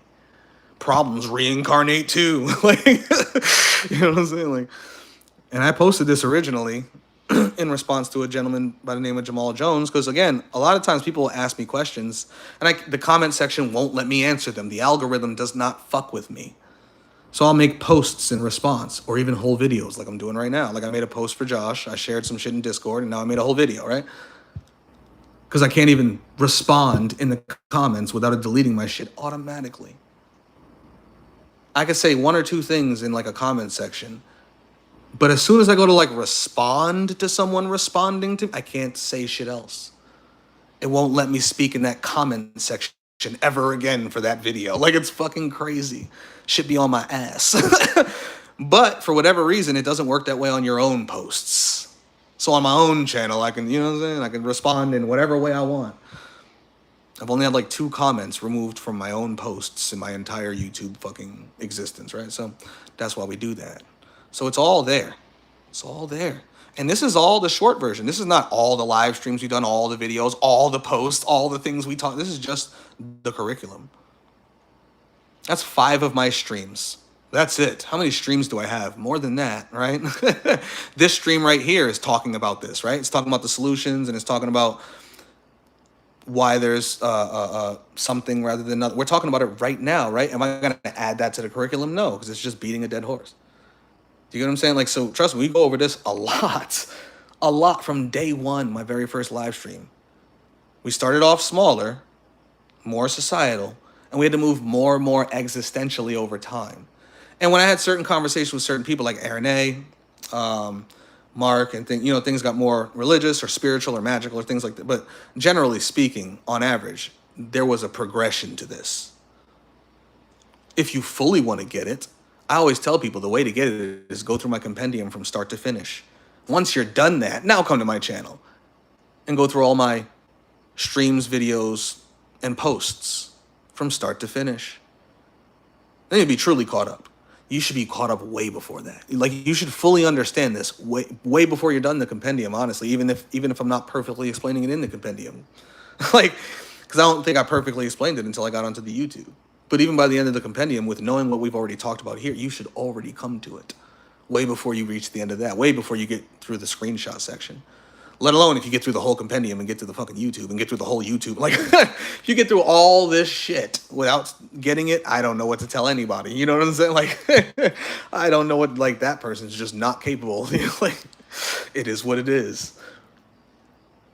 But honestly, nobody should even need all of it. The only reason why I keep doing it is because, well, it keeps needing to be done, and nobody wants to go through what's already there, so I have to keep making new things to respond to those people. So I have an entire compendium responding to what I said today, right?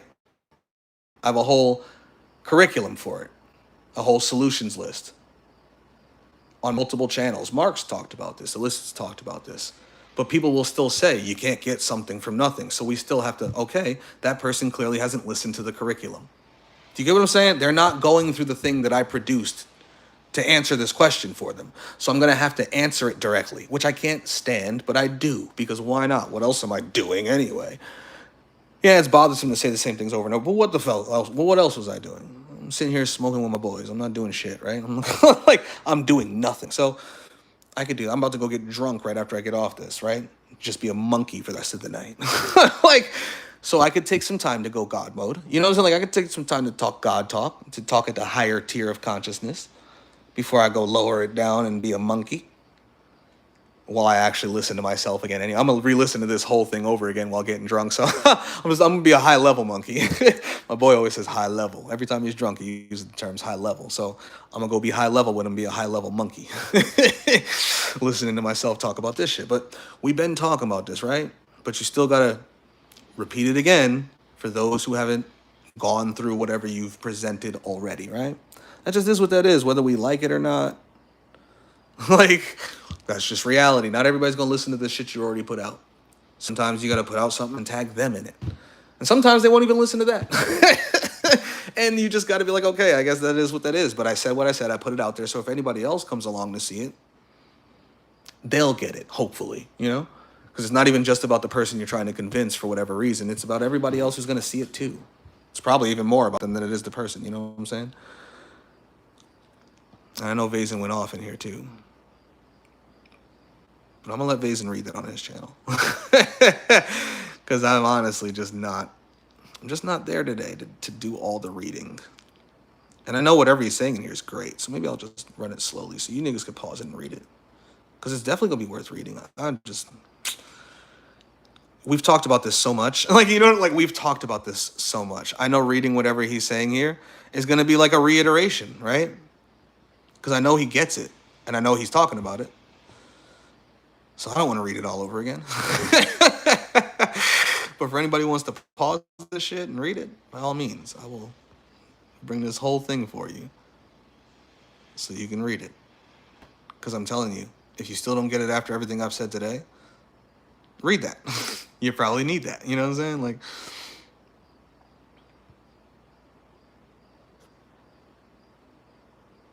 I just don't want to take another 10 minutes to do it. And you know I'm going to start saying things too. I'm not just going to read it. I'm going to read it and then pause and then talk, and then we'll be here for a whole nother 4 hours. Like, because I'm reading one thing Vazen wrote.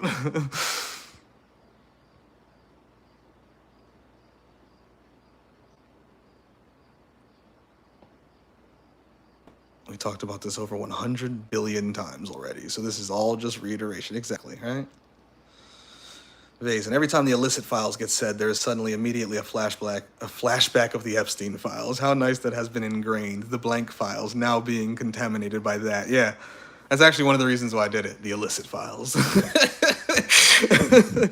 I'm like, fuck the Epstein files. We got the illicit files. You know what I'm saying? Where we're talking about all the solutions, including solutions to those Epstein files. We bring up the Epstein files in the illicit files. You know what I'm saying? Like, all being real easy to understand. These are facts, Vasons. These are facts. So tomorrow, what we got tomorrow, what were we going? What channel are we going to? Were we in Chaos Sphere? Was it Void? Scream? We got a lot of shit going on here, right? It's this channel. It's not this channel. It's Void Scream. Bang. See all the red dots? Means I'm going to record something. Tomorrow, we got this to go over. Some things. Shout out to Lord Mark Moonspilly, the Great Destroyer. Go peep that video. Let's click the picture, right? So you can actually read it. Go peep that video from Marcus Moonspilly. Why I don't call myself a truther or spiritual, right? And then after that, I want you to go watch his next video that he dropped yesterday. Reality is amoral. Understand the nature of existence and why it is, and why it, what I can't remember the rest of the title, but it's amoral, right? I clapped, right? And then what's funny is in my rewatch, where we at? In the rewatch of my own videos, because I rewatched all my own shit, this is where I was, right? No, not that, because that was the other day, Discord discussions. But I was in chaos. After he dropped that, the same day he dropped that, this is where I happen to be in my rewatch. Is reality benevolent or malevolent? So you can go watch that too after you watch his video to understand what we talking about here, because all this ties in, baby. And how to deal with existential masochists, right? Because it's all about consciousness is a problem.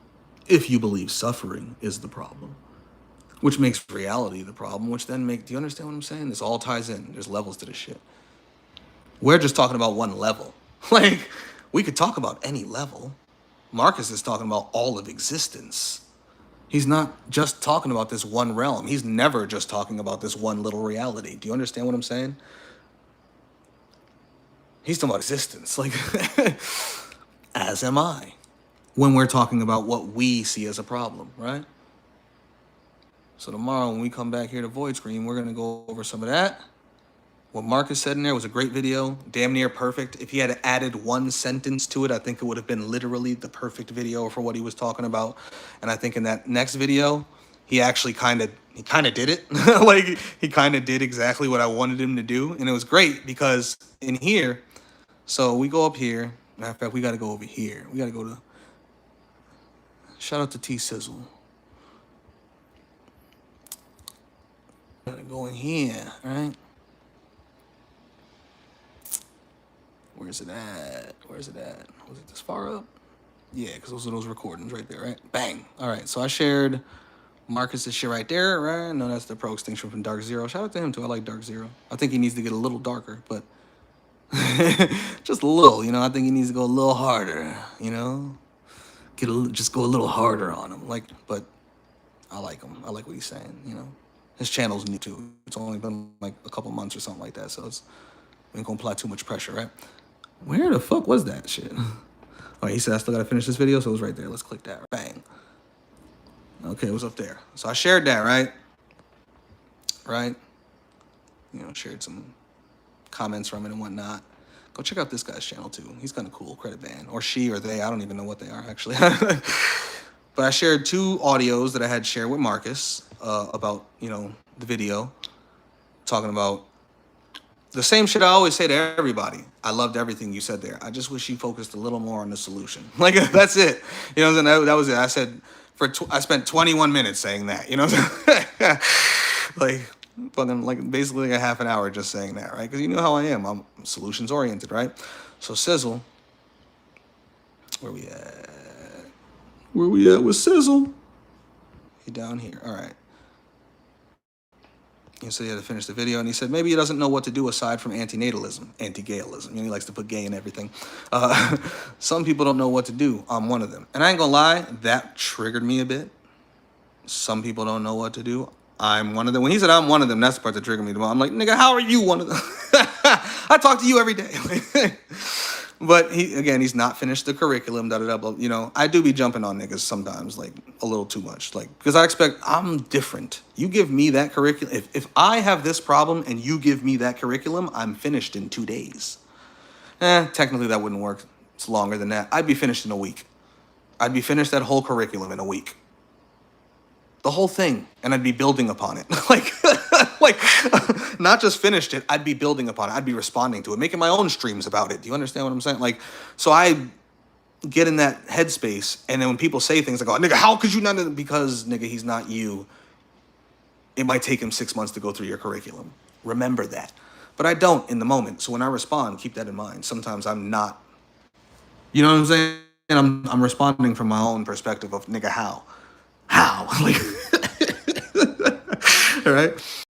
You know, and I told him, you know, Mark knows these things, because me and Marcus have had these discussions before where Mark used to say, like, you notice Mark has gotten darker over time, and he said more about solutions over time.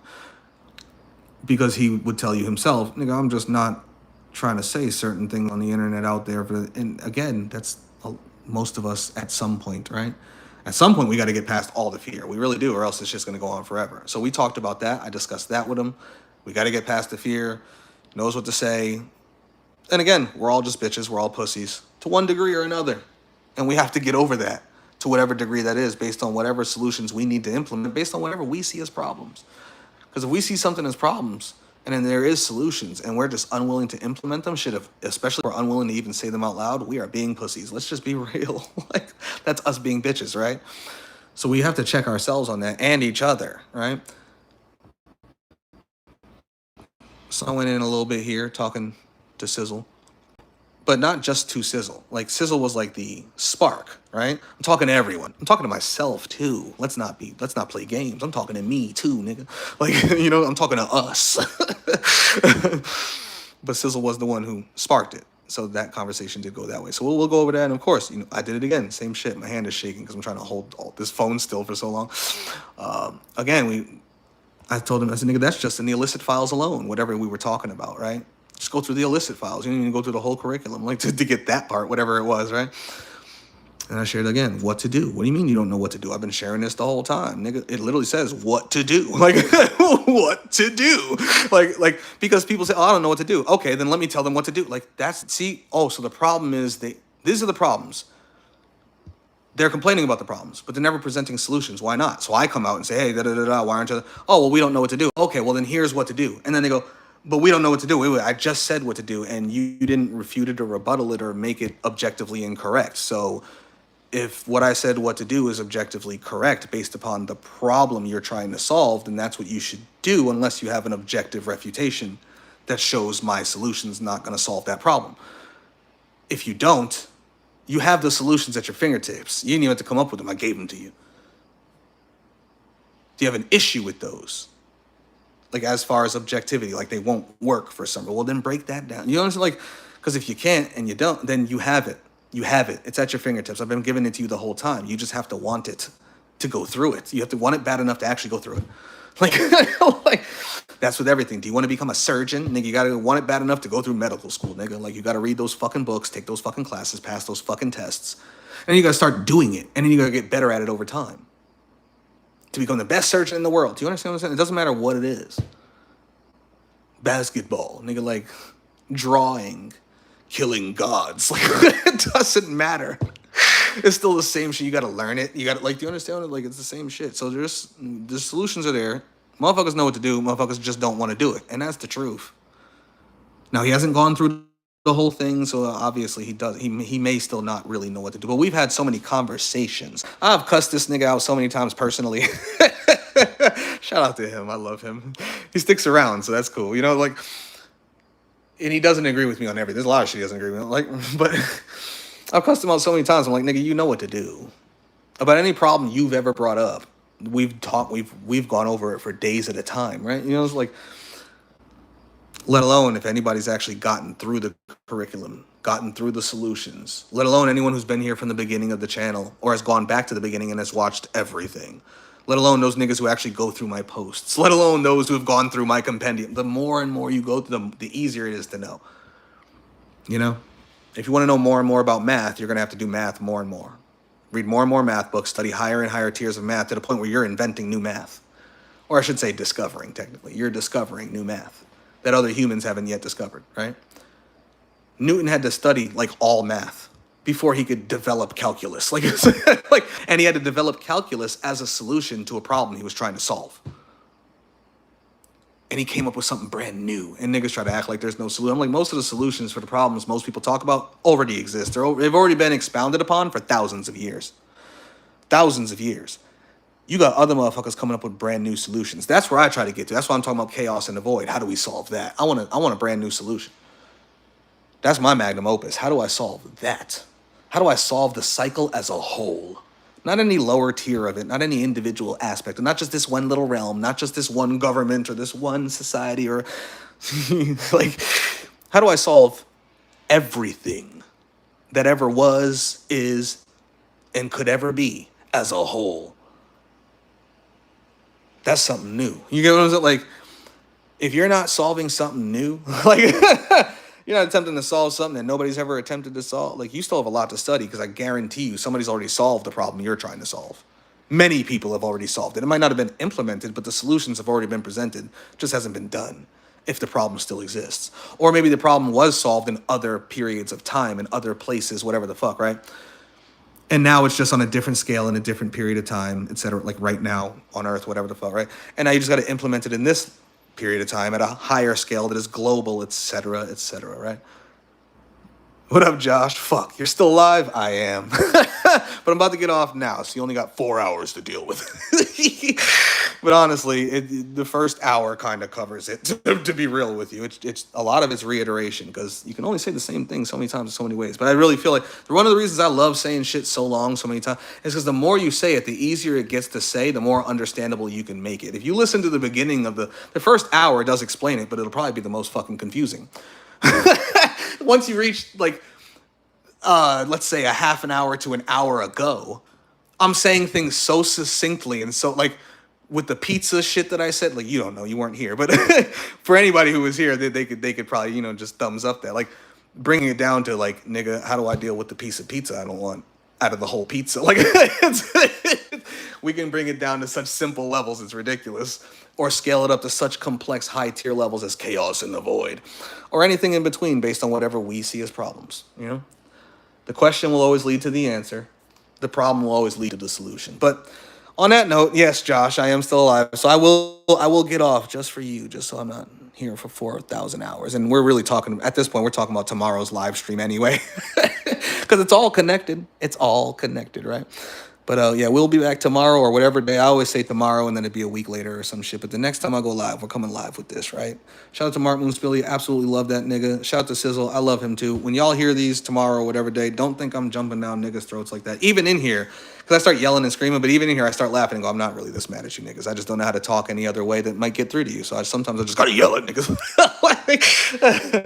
You know what I'm saying? But shout out to all y'all, and shout out to anybody who's at least at a bare minimum putting their face on the fucking internet and saying things out loud. Even just a black screen, like just you're putting voice out there. Bare minimum espousing the problems. Shout out for the motherfuckers espousing solutions and shit. Like every level of it, I support. Don't think I don't support niggas talking about problems. I absolutely do. There is solutions, and I really wish we would focus on those because they're far more important. Like on any level that we see any problems on, right? Josh, don't mind me. Do your thing. That's all good. We was getting ready to get out of here anyway. My boys is in the other room smoking without me. I gotta go smoke and drink and get drunk and be a monkey and listen to this back and try to be a high level monkey. So, shout out to y'all. Thank you, Josh, for giving me something to talk about. And as always, folks, peace and chaos. Vibrate the lattice, rattle the stars, and promote violence